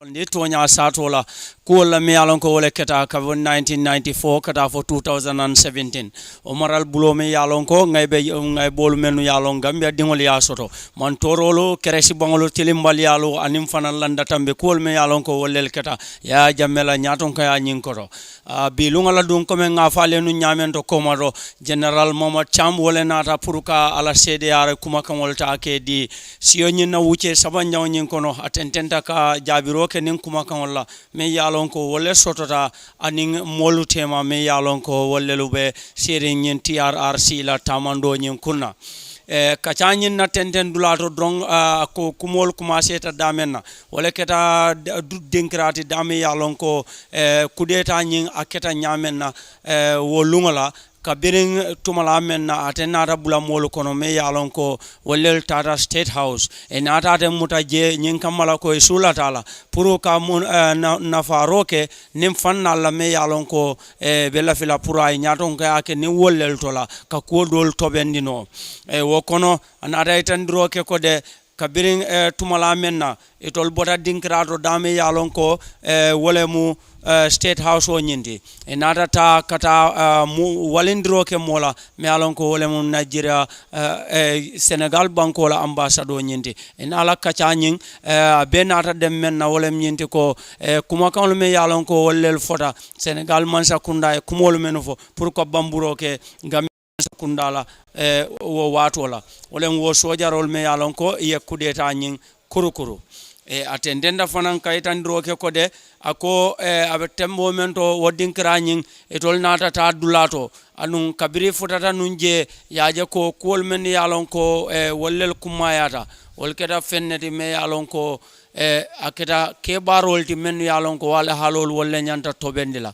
barin ka fero keno ka safero kenin kuma kan la me yalon ko banko dingol be kono to diala ni wolla e se nafa soto noje ka lon ko mune kube kela me yalon ko wala mu nyin sojaro la man sakunda la ta nyin sababoti atendenda fanan kaytande ko de dinkira me yalon ko wala mu state house oti ako maral bulo me yalon ko abenunje wala sojaro la nyaton kaya dalilo nyin kono nyin karo nata tenteng kata fanna la me yalon ko nyin karo boda men bul wala let consulti esam bay fall akay ko mbetembo mento keta fenti me yalon ko itela muto nyin a dalilo sababu nyin akenota nyadile akode etelbe jele kabirin tumala menna ye kere loke puru kacha men sotote damal tema nyin kamala ko isitombondro keno molla me yalon ko o mari nyollelbe marala nim place la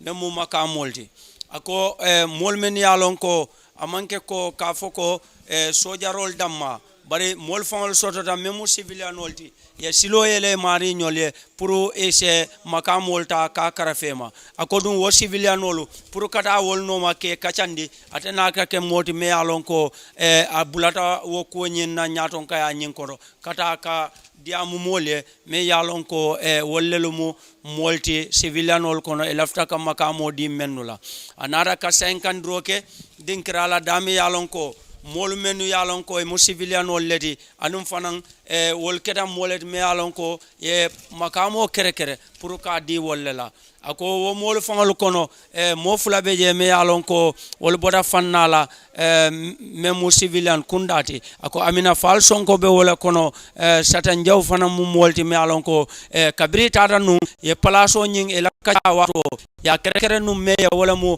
ake mati Charles jaw bari ya itandi ko wato atamatala amantra banko kanjang anu wodalilo kamala e tolna raje ko fanan ko satan jaw mu molti me yalon ko londo bunda afanam be nun do ko wala jele anun karandir lale mati fo makama nyaton ko babulu karandrola karola e natata ka kere dinaro ka ni minister aso nyina ndenda kaytandro ke ko de ko me la cabinet de ye fero mel landi nun folo pour ka jubeno be mol menu taala ako kono e natata PDOIS la mo fulaya mi yalon ko wollel keda Halifa Sallati anin Samsar ako kabri tata ye kacha nyoyandi kaytandro ke la ko de be lafla pour ka place ota ka dinyi mo fulo nyina ako place o nyin wom fennede mi alon ko ministre a place o nyin ako nyunu man na jabiro kayla wolo blado kaytan ni la ko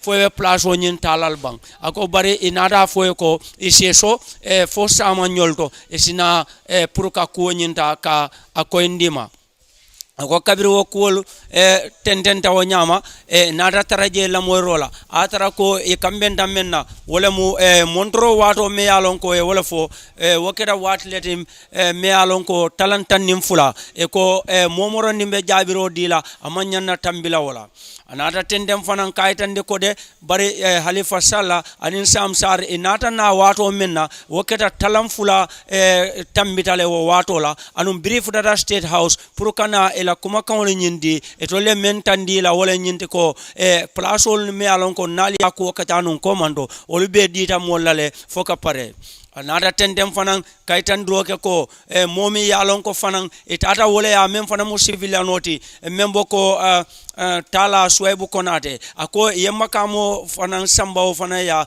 pour ka nyim ministre makamo nyin diala bar woko ne ko fenne mi yalon ko atata bendino la wato nyinna ako bayring ay mentandi la wole mu fengo ferandi nara ko man sakundalem ateni wolta kudu na nyobulu sakora ko kana ke modi me alon ko abe ministre a place o nyintale akoy tata mono male fanan me alon ko wolemu loya Usenu Daboti akoy tata fanan noma ako bar loya Usenu Dabo man silo yele pour na nyojeno sakoy se sise ko kacha akoy meta o dinkra nyintole ela me o nyinde a meta baba ke anu ela batundro nyin anara ke fendi me alon ko afufule yate bulle bari manna silo sotono ka jeno pour nasen diamu way meitandi je wala nyinte ko ay fasaro mendi wala konyin amang sulawo sula soto men kada la Usenu Dabo pour ka dabula o sojaro lawo kudeta man sakunda nyinna tamando nyindo anata tendem fanan kaytandi ko momi yalon ka fana wana yatale ka fo me ko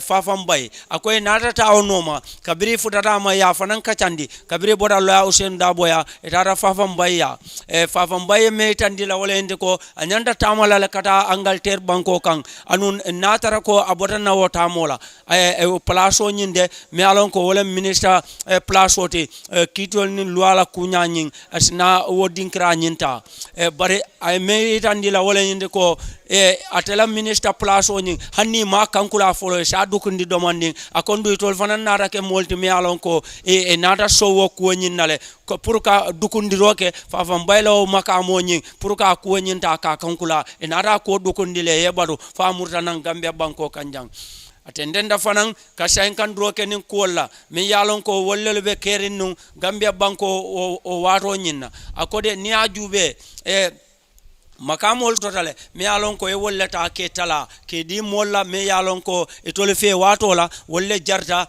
ni la londol mi yalon ko e wollel soto akode ni ajube e tol mansa kunda nyinna lo e lafta ka bambandro ke bake toki nyolo la nim bantala bankol tema anu harama ya mi yalon ko anyanda sunkur la je o de sulata molla mi yalon ko amare londo nyin soto awana yata o fanna nyinna akoy natata minister bundaro mi yalon ko wolen foreign affairs ti akoy nata mo flat raje o mo fulo nyindum kabiring inate traje inata kumandro kela pour que samba dinkrato dami alon ko wolem state house ti o dinkra nyinto isna kacha soto je me yalon ko wole silo nyi walanola nyin kamala ise mo soto me yalon ko wole be kela ministati Gambia ning bantala bankol la karo nyinna ako kabiri wo ko nyin keda inata ta o dinkra nyinto ako mo fulo me yalon ko wolel nata wolle keta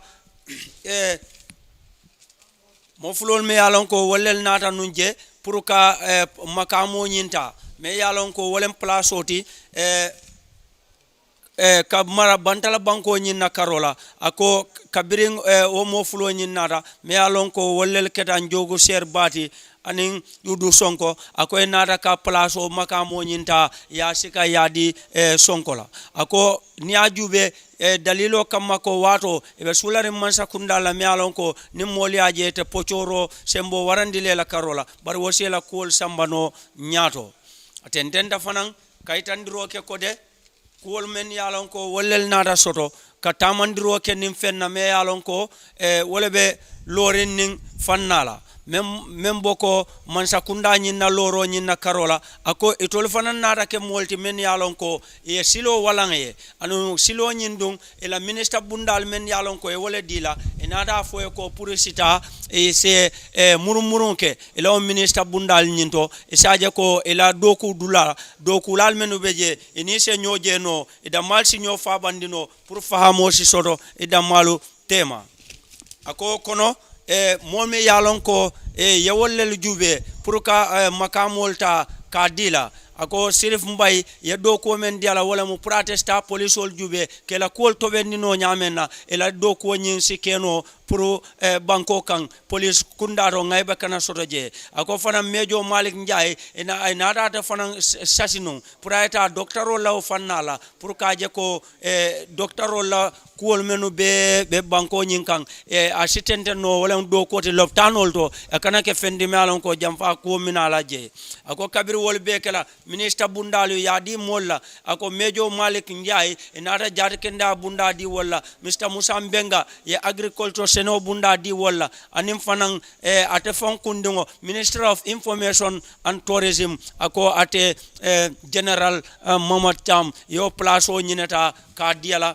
makamo nyinto ako civilian kundato fanan Bakar Bunja Dabo o fanan keda modi mi alon ko bari watola jawrabe mansa kunda nyaton kaya kan wato men na presde ya place oto Bakar Bunja Dabo keda ministry mem martanu na fulonim fanko kunya nyina ako nata o fanan sambana o place o nyinto nyin kamala ko londe o men babulu pour wose keno muna fandi me yalon ko abe betala ila yin sojar mansa kunda nyinto tendenda fanan kasa kan droke ako talata lungola ako jamme Edward Sabali be benda pour ka tafawroke ka jamfa basiti me alon ko ya foko ate general Mama Cham anin captain Samsidin Sar anin captain Samsidin Sar anin fanan Malik Njay wol mumol etel mo sabo pour ese arrest no nyamenna ako o tafawo nyinde o keta nun talata lungol la yo dabaro nyi city tol kama ako men keta wole nyinde ko ako yinata kibaro dol di tola ko sojaro dol lel sotota me alon ko be mutaring yundum la sojar kampo nyinto an wol sojaro la mutanya bida wol to e ko kachake nyin kamala ko se kol tenkundi no nyamen ako nada fa ko atenim kab Malik Njay to leva bulala moto kilini sana sabali ako e bulata moto kono wala nyama captain Samsidir Sar yo bulandi moto do kono ako bar kabritel bita kan pour ye boda Banjul State House oto ye kungolo nang biri futata mile 2 yaje moto ko futa ako kabiri dunda mile 2 sansan kono ye fanje kalimba kono barin sojarol ni lan joran jaw balu wala be lorenje yara fan tafawo nin dabaro men sitite kama wala nyinte ko kata ketol kere soro mile 2 ñenen karo fanan nada bo dinkrato dami yalon ko wala kata late council bulu e sambay fall akay ko general Cham fo ite ila futo o mile 2 inila o moñolo yali ñinen kale bang kula pral sata a waranto e dalila falele membe dending alla muto ñinna karola akode hani ndelo biriyen sambo dinkrato dron yen sambale itata yen dundi selo kono dinkra dami yalon ko wala security win number 40 akay ko fengo ferendi natara ko abembulu yewol betambulle ye muta itata molmen yalon ko wolle mu kase kandalaldi ye na fengol be kafu nyomale ye be busina ye nsoron wodinkiral nyindo atendenda fanan kaitandi kode aya fanje jamfa bale kono aketa ni yani sunu baldi baring aya mira menna wala nyinte ko ate kata ko menke nun nyimolye fa sinkiri belo loye niaje la karelo be tabiro nyin commencer la ako wole na jamfa basita kam mi yalon ko aketa jamfaade anene me la memma atendenda fanan ka al halo nyin 5 me yalon ko wole keta selo nyin na karolati akode mile 2 banda jahannabo me yalon ko wole be Gambia banko kan ako dinkralan me alon ko watola ako harama la sabati dula wonene ni woro manyana mununa ako barim fengol menu beje ni nata domoro fon la fannala kayra kute dala ako ela dasa mo jawyata konton o ka fisale domandi bar simon o wole jawyata beti bari ka menke simonti ako futo lemu bar futo sifa men fana mo al halo be jawyare mbake barim futo nala o do fewol nyona do fewo nyomun ko ni wo me alon ko o do fe wolte ete o jakasi moye ako e telephone lo laban la e ka laf men na wala mu alo jarama ya dila isaje fon sata ya tenten no isina o muta ka dada ka odomo atendenda fanan ka 50 rol ke dinkiral la dami alon ko wala mu nyin kaso nyin na karolati akode din nyin dula mi alon ko wala mail tuti ako ibenu jele bari tarika ku ba ka don sotota mi alon ko tol dodo nenete nyina la wala o tariko nyin dung a sotota nun september karola kono atili woro kabirin ye bunda ba moya yeleta sinkangolo kumata ako kabirin nada Edward Singate anin sana sabali kada sadibu hydra anin yankuba ture nyol be kada molti mi alon ko fen be junta nyin kono na manke a jammedi ako bele ma berinje inin sojar kodonlo ako inada samba dinkrado dami yalon ko ya bulo be kada ya kurundu Edward Singate kido konta ka busa nungoro ka busa dulal to taring ako anungo fon yelo bon fata fon silanda nyen ngaro nata bo dinkrado menketa late council la karolate esa mbay fal akay ko general cham fo ndung ete alon ne bang ye kuma kam men 5 kan wo molie anim fana yelo mi yalon ko abotete bala fo yelo mata modolal ako ha ni yelo de ala yelo mala mola ako mo Edward Singateldi bari wala keda mo me ango kidi kungo aka busani wala ano abuka dula fana kesen abeni keresbango dan nasiringo tendenda fana kasain kandroke de al halo la mi alon ko wala keda o bala keresbandi ako atata fo minute tan sabanyon ako labo san sawal kay ko Edward yakko dukare nyi abe damen to a kanyandale bitung ako wato le nara samba ya soron dinkrado dami alon ko wala mu security win number 1 sel number 8 ya soron wolto ako kabrata botaje ye nara chongan nafe yo kusifa kilon la kala birwo botaje ye RSM jen fanan nafe na memu babukar jenti ya fo fanko wato jati kende ala karola we tonko do soto me yalon ko akeda tonyin na karola di wo tonyin ya fo ko ay lanjuro domandin soto inata ka fenta ka sitaya tonyin bala wo keda fendi me alon ko aba tangandi kan bari mo be jubeje itendente la crash bank wolinna ako ebenun jeler fo ya inata nyinin ka wati jumale tol nata bo security win number 1 General Mama Cham akode security win number 1 lunne sotota itele beje kabiro November 11 kudeta ko botala ako lundole beje rong yaje ko Edward Singate nata nang ani sojar jama ani sana sabali ani sadibu hydra yol be bulol kada yena fenang wato le mo menu be kantarola wo selo nyin kono memu prison la kantar la nyinde e ko to le ko ala la fudol kafu nyomale boy ndlando ako wato le tol bondi security win number 1 ye samba number 4 ako sadibu hydra anin sana sabali yewol say ni tol noro tendenda fanan ka sankan ro kenen kuwala me yalon ko wollelu sototanu akode ni ajube wato menna atabe nyin dinkirado ako sorondiro nyin na karola akeda fennede me yalon ko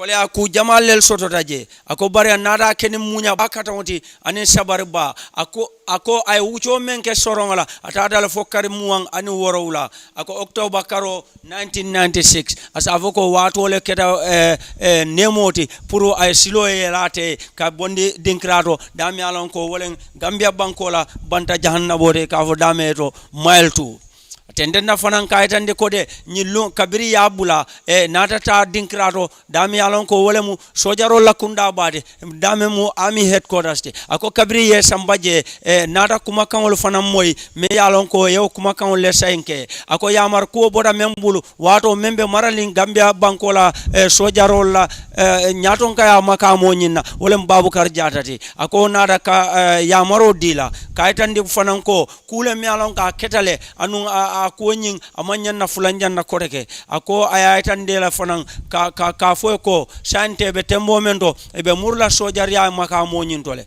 ako ko sita e se fo nyondi no lokum fula o ko le murnan kana do ko nyin dati wo sojar bunda ba nyin to memo army headquarters te ako kabiri tara kabiri nada tumala menna ako samsidir sar wol nada ate kullondi o ka ko de be tembo mendo de e nyanta le letaro safe ka letaro mi alon ko ibe bolo say role kala bolo say letaro sa safe pour ka a letaro nyin samba ya jamela karola aka ko hani letar safo kay wo manke barati nene be menkela bari nteman kuke me yalon ko a jarta ka kulan kam menke dangay bodi anin toro nin doya anin keresbaw nin tilimbali adanna sirengol ako letar safo dum amanna bulala ko kono koreke tentenda fanan kanyin karo soto kabo dinkrato dami yalon ko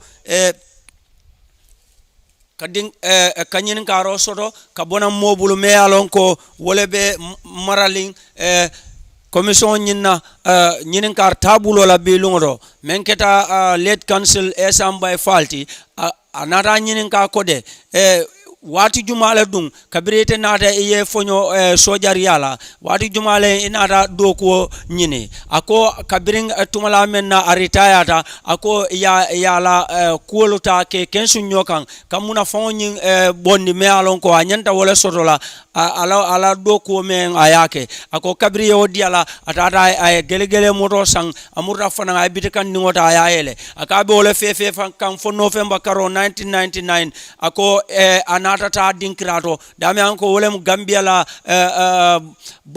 badal dokol fanna la memu Gambia Ports Authority di ako atata je ayamo ko place dole benunje me yalon ko wolemu security manager deputy security manager place oning ako anata ayo ta ay saferoke ako kabra saferoke oto abeje fo lundo monata nan kabonan Gambia Ports Authority ka letero diala letero me yalon ko kay yitandiroke ko yata doku place oning security manager la normalanko palaso nying ako wale palaso anata tarawo tamandi kan for December 1999 ako monara kumandi me alon ko wolem Babukar Jadati wada we sojari a nyaton kaya kan akay ko praena kamurnan sojari a nyin kono pour kata place makamo tamandi dinkrado dame an ko wolem Sierra Leone ako sojar kafol me yalon ko wollel be do ko kala je nin kayra sabatin dola karola ka me yunamsil ako atata taw do ko nyinna ayo tamandi ako abije fanan 2004 inata Babukar Jada nara kumandi koteke kabo 2004 kada 2005 Babukar Jada ya kumandi kaitandro kala kode observer mission ole nyanda kasoto kada korsiro ning jubero ke al halolla me yalon ko wakata liberia banko nyina kan ako anata taw dinkra nyim fanando kada do ko nyina je ako ko la fanan kabra murtanan anata letaro soto me alon ko botanan Gambia Ports Authority le wato membe nyaton kala je wala modla min jibati wala munu nyaton kote kaytan dro kala ko ya bay do ko nyinale ako anata nyinin karoni kiskisro ke bari men tandala je wala nyinte ko kuma kam botanan santole wala president wala officer ro nyin ko bota wolto ani tol mu molti me alon ko to jenkendi no la waran ka lamandi ako anata tara wodlalto anata tara siring abe munyoni sabaro nyin kono ako atarta wala nyama drong anata 50 droke kode kumo me alon ko ay wala soto dinkrabul me alon ko wallel marta dokulal ni la doku tielu ani la dokulal temo memu ombudsman la office oti ako wol fanan yeme tandala wala mu ila kiskisro ay tandila ko kuma kam botanam president wala office olto anu simfa nyaata tambinol ako bare mo alon ne wato ya jamela man sakunda nyame e ka kule ke men diate anu mota kunu wala je wo dalilo kamala fengo ferendi alon ko wole to la dianya fengo tidon wol ka barani wala o kola nyinin karo nata soto me alon ko abota nan mobulu memu late council de esamba fall akay ko sai ite ese mune ku fono me alon ko wole be dendin ning kuola men keta nyin molla maralo nyinti memu nyin sojar kudeta lal nyinti itela dabula je ani simfa nyalu men yalon ko e wollelta pour que tamande nyimmolu wato men na benu jomolo ni jakal bakono londin taya kamala e man kuwol benduno ite nada ke nyala bulandi ka hakilol dila fenna me yalon ko onada ke ferelti ay silo wala ka kuwol sone andino tol bulu elaw ngamen kuwala pour kana maralo keno elaw sojar yawu chonyin kono atententa de general amatam akode ndembete mbomento akon nimisa batale nga nimiso soto pour kanda bulande kuto me yalon ko wala mu nyimmolu e makoyro al halo nyama bar wato men ba ke kande ngake ni ngani asene wala anim banku dinkende yakama bar banko fota num mansa kunda lale anum mansa kunda men fanam mina ka pour ka tamandiro keno odo maral bulo nyanda ka silo la soto silo me yalon ko avec la sila sene wolti anum fanan wala bina banko la dingol nyin nafala tendenda fanan kaytandro ke je kode e be tembo mento wo al halo nyi nyama do kunta yabe kering fo December karo kabirin carte fayo nyin ko la ya me aytande ko asota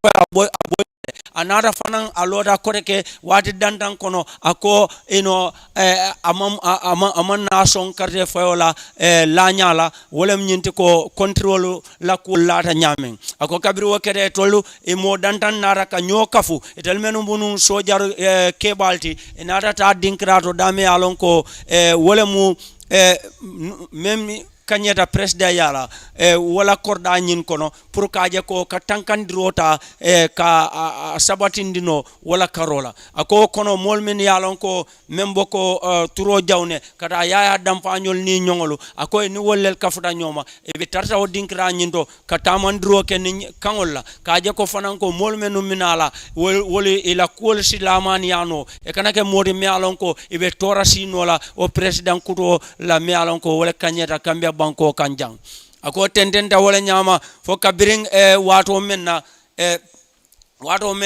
e pareta nada dinkira nyin tarsaje do ko wala eni molmen yalon ko wollel munu Senegal ila tanko bunda doti wol mu molti men yalon ko jorangol bol bulu bari tolman joran soto bari ni wol tarta nyo sembentu andila ni la sojar ya londola ako bari haklo bulata fanan 2006 ko inene amutale ya samba mailtu ako sunta menna konen dur cham nyola kudeta nyin inada fo komen ko ani o sutiata nyola nyamen yo fijo nyina kan enata lunkilin drong ya siseri muda ya samba itara soro maltu akatar sa otole bar kabirin kiskisirol keta drong telif saba nyato drong enata samba dinkrato dami alon ko aketa ena ela headquarters ti pour ka keres bangol kela men se diamundino natare mata kula pour settling ako e fengo ferending kata o loloro ala baladi mo kola amam fen sainke me alon ka fatata ako ay mentandila wolente ko amam bo fen kalama adata kuto anim fanam anim moment tafaw fenna men kudeta mununda ako wol nata kala sababodi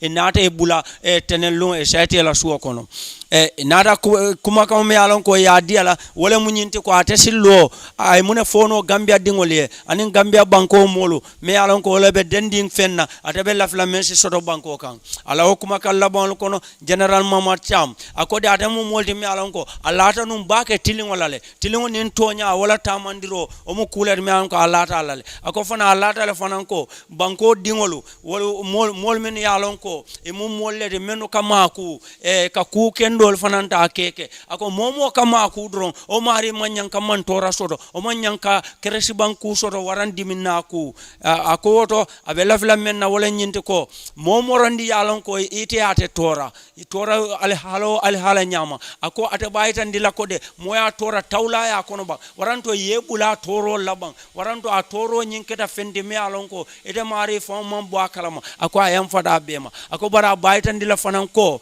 ate fanan be tembo men abe mol be bolo sela me yalon ko wala be dendin nin nyin kamala ko Gambia dingo beselo se nganyo yele nyoye kilimbaya wasarano banko nyin kanyamen ako waske fendi me yalon ko mo besi nyomuta se ke ngania kiloti anim fanan ayamar kuma kam men dila wala be fanna la dam yalon ko wala mu nyin security reform me ka foten wala mu pour ka sojarolu anin tanko bunda kotengolu ke muta ka la dinkralta ka je fita ka senandi ka mol na fe mi alon ko e londo soto e fahamo soto a hormone kuluwo be bulu pour men santine si do ko nyin keno ako mu fenede mi alon ko nyanda ka tentenne anada fo fanan ko de mol nyanda ka kukilin neje wolen tilingoti wati wo wati demokrasi molu damal temo to nyaitra sabatrinje anim fanan fengo feren natra ko avec kala ay kenin tilingo la silo la di denko wol kana dabula je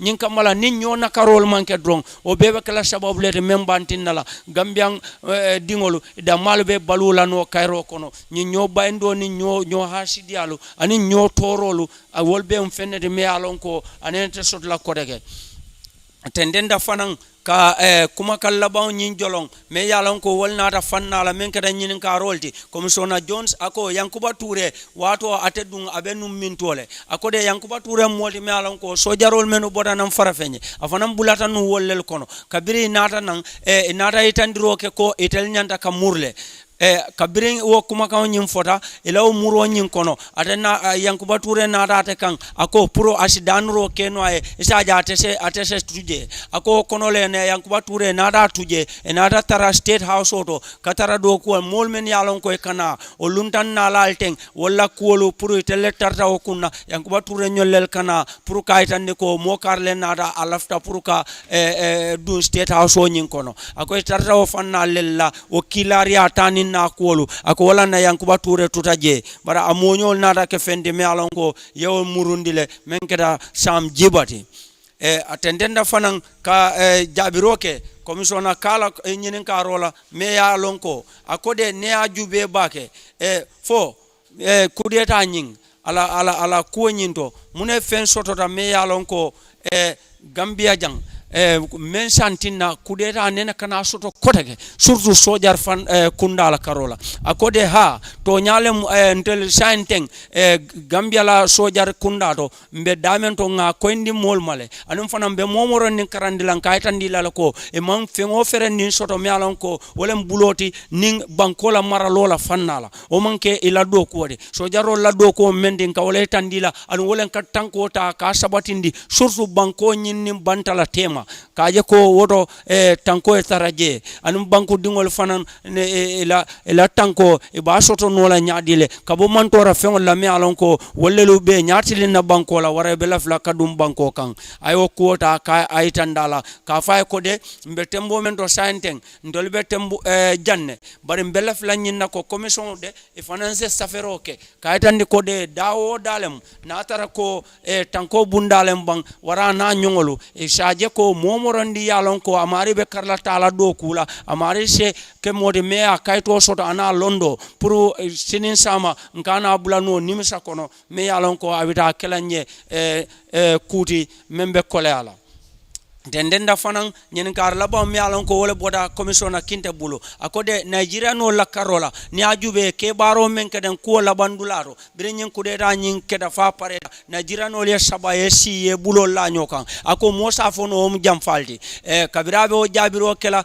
commissioner kinte law kuma kan nyinna mi alon ko wala mu general mama chamti akode ni ajube atesi men fono Nigeria no law al halo ate jam fannola ka fo jam falon fo jam fade ako bayren kayto mi alon ko wala signeta gamme man sakunda nin Nigeria man sakunda tema ako kayto abulo nen mal lakan ana malon fane mune safeje ako dum kambe o ka sifa jamal soto sartol fanan ka fatale ako dalilo kamala sarto mi alon ko wala shaytan ni no mola fo ñu Nigeria no le jam fale ke fo man jam faake ako ate bulo mal lano kan o dalilo la ate jam fanola oto o ko lalem ten troni jaro na ra soto bari ñinin kar man na soto men ka bo commission la fannala lamin jesise men musiranti bati ñin commission la to nyala 5 ans la karola ka 1994 kata 2017 wonata ka sorondroke bi lunga la siela men mu to nya 50 droti sede woro wula njamala karola commission ñin kuoto badi ngolo bi wala kata fenti mi alon ko wala kata to nya 50 droti general mama cham ay kuma kawlu menu di men yalon ko commission ye muna fangala anin jama molu pour kayitandiro ke ko fengol menu keta 1994 ata boda menu kalama ani menu fana nata bulawol noma fo wato men ata tata kasoto fo kola la mu kol men nata ke wollelu be 50 mbal tentulam mbal jayla ay Africa Television to yala Duns Hotel TRRC la korda banyinto ko tu sata o nyinkono mba fala le ni ala sonta drom sama somonda mbetenten na lele femo ferendi alon ka be dendi nyin commission la nim badi ngol be denna la dunia kono taring ala baraka bake lamin AFFS dabo ala man tinya na kairala wassalam.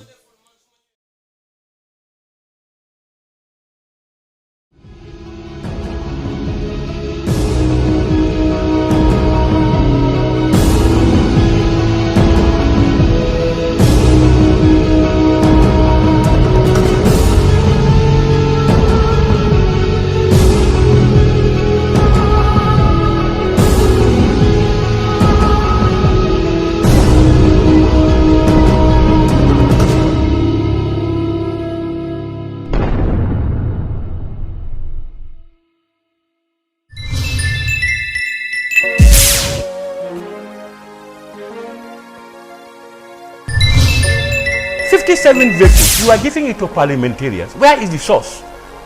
The parliamentarians themselves should challenge that. Yes, APRC and GBC no opposition. All other parties that doesn't concern you people, either UDP or NRP or PPP, they are all in the government. Ay fancy ka na wala sa 70 ka na. So bi bari won na trop ci dëkk bi. Man dama against edikani mu nekk $450. Man musuma si anata du musuma sa anda. Yow xaalis boobu nu mu fa ñëwee loolu nga war a njëkk a laajte because social security institution doo xam ne social security waru fa ñàkk a xaalis yëfi profit social security loolu waxi waxtaani banda la loolu dafa war a automatique. Baro lu ma ko ñaan mooy na wàcce 3 years am su demee 5 years dafa am problème leadership bu fi bàyyi dafa bon right now amul direction bu correct réew mi ñëpp seen am na disappointment si nguuri Baro. Benn nit mënut a jagal réew da ngaa def li nga war a def bàyyi keneen ñu continuer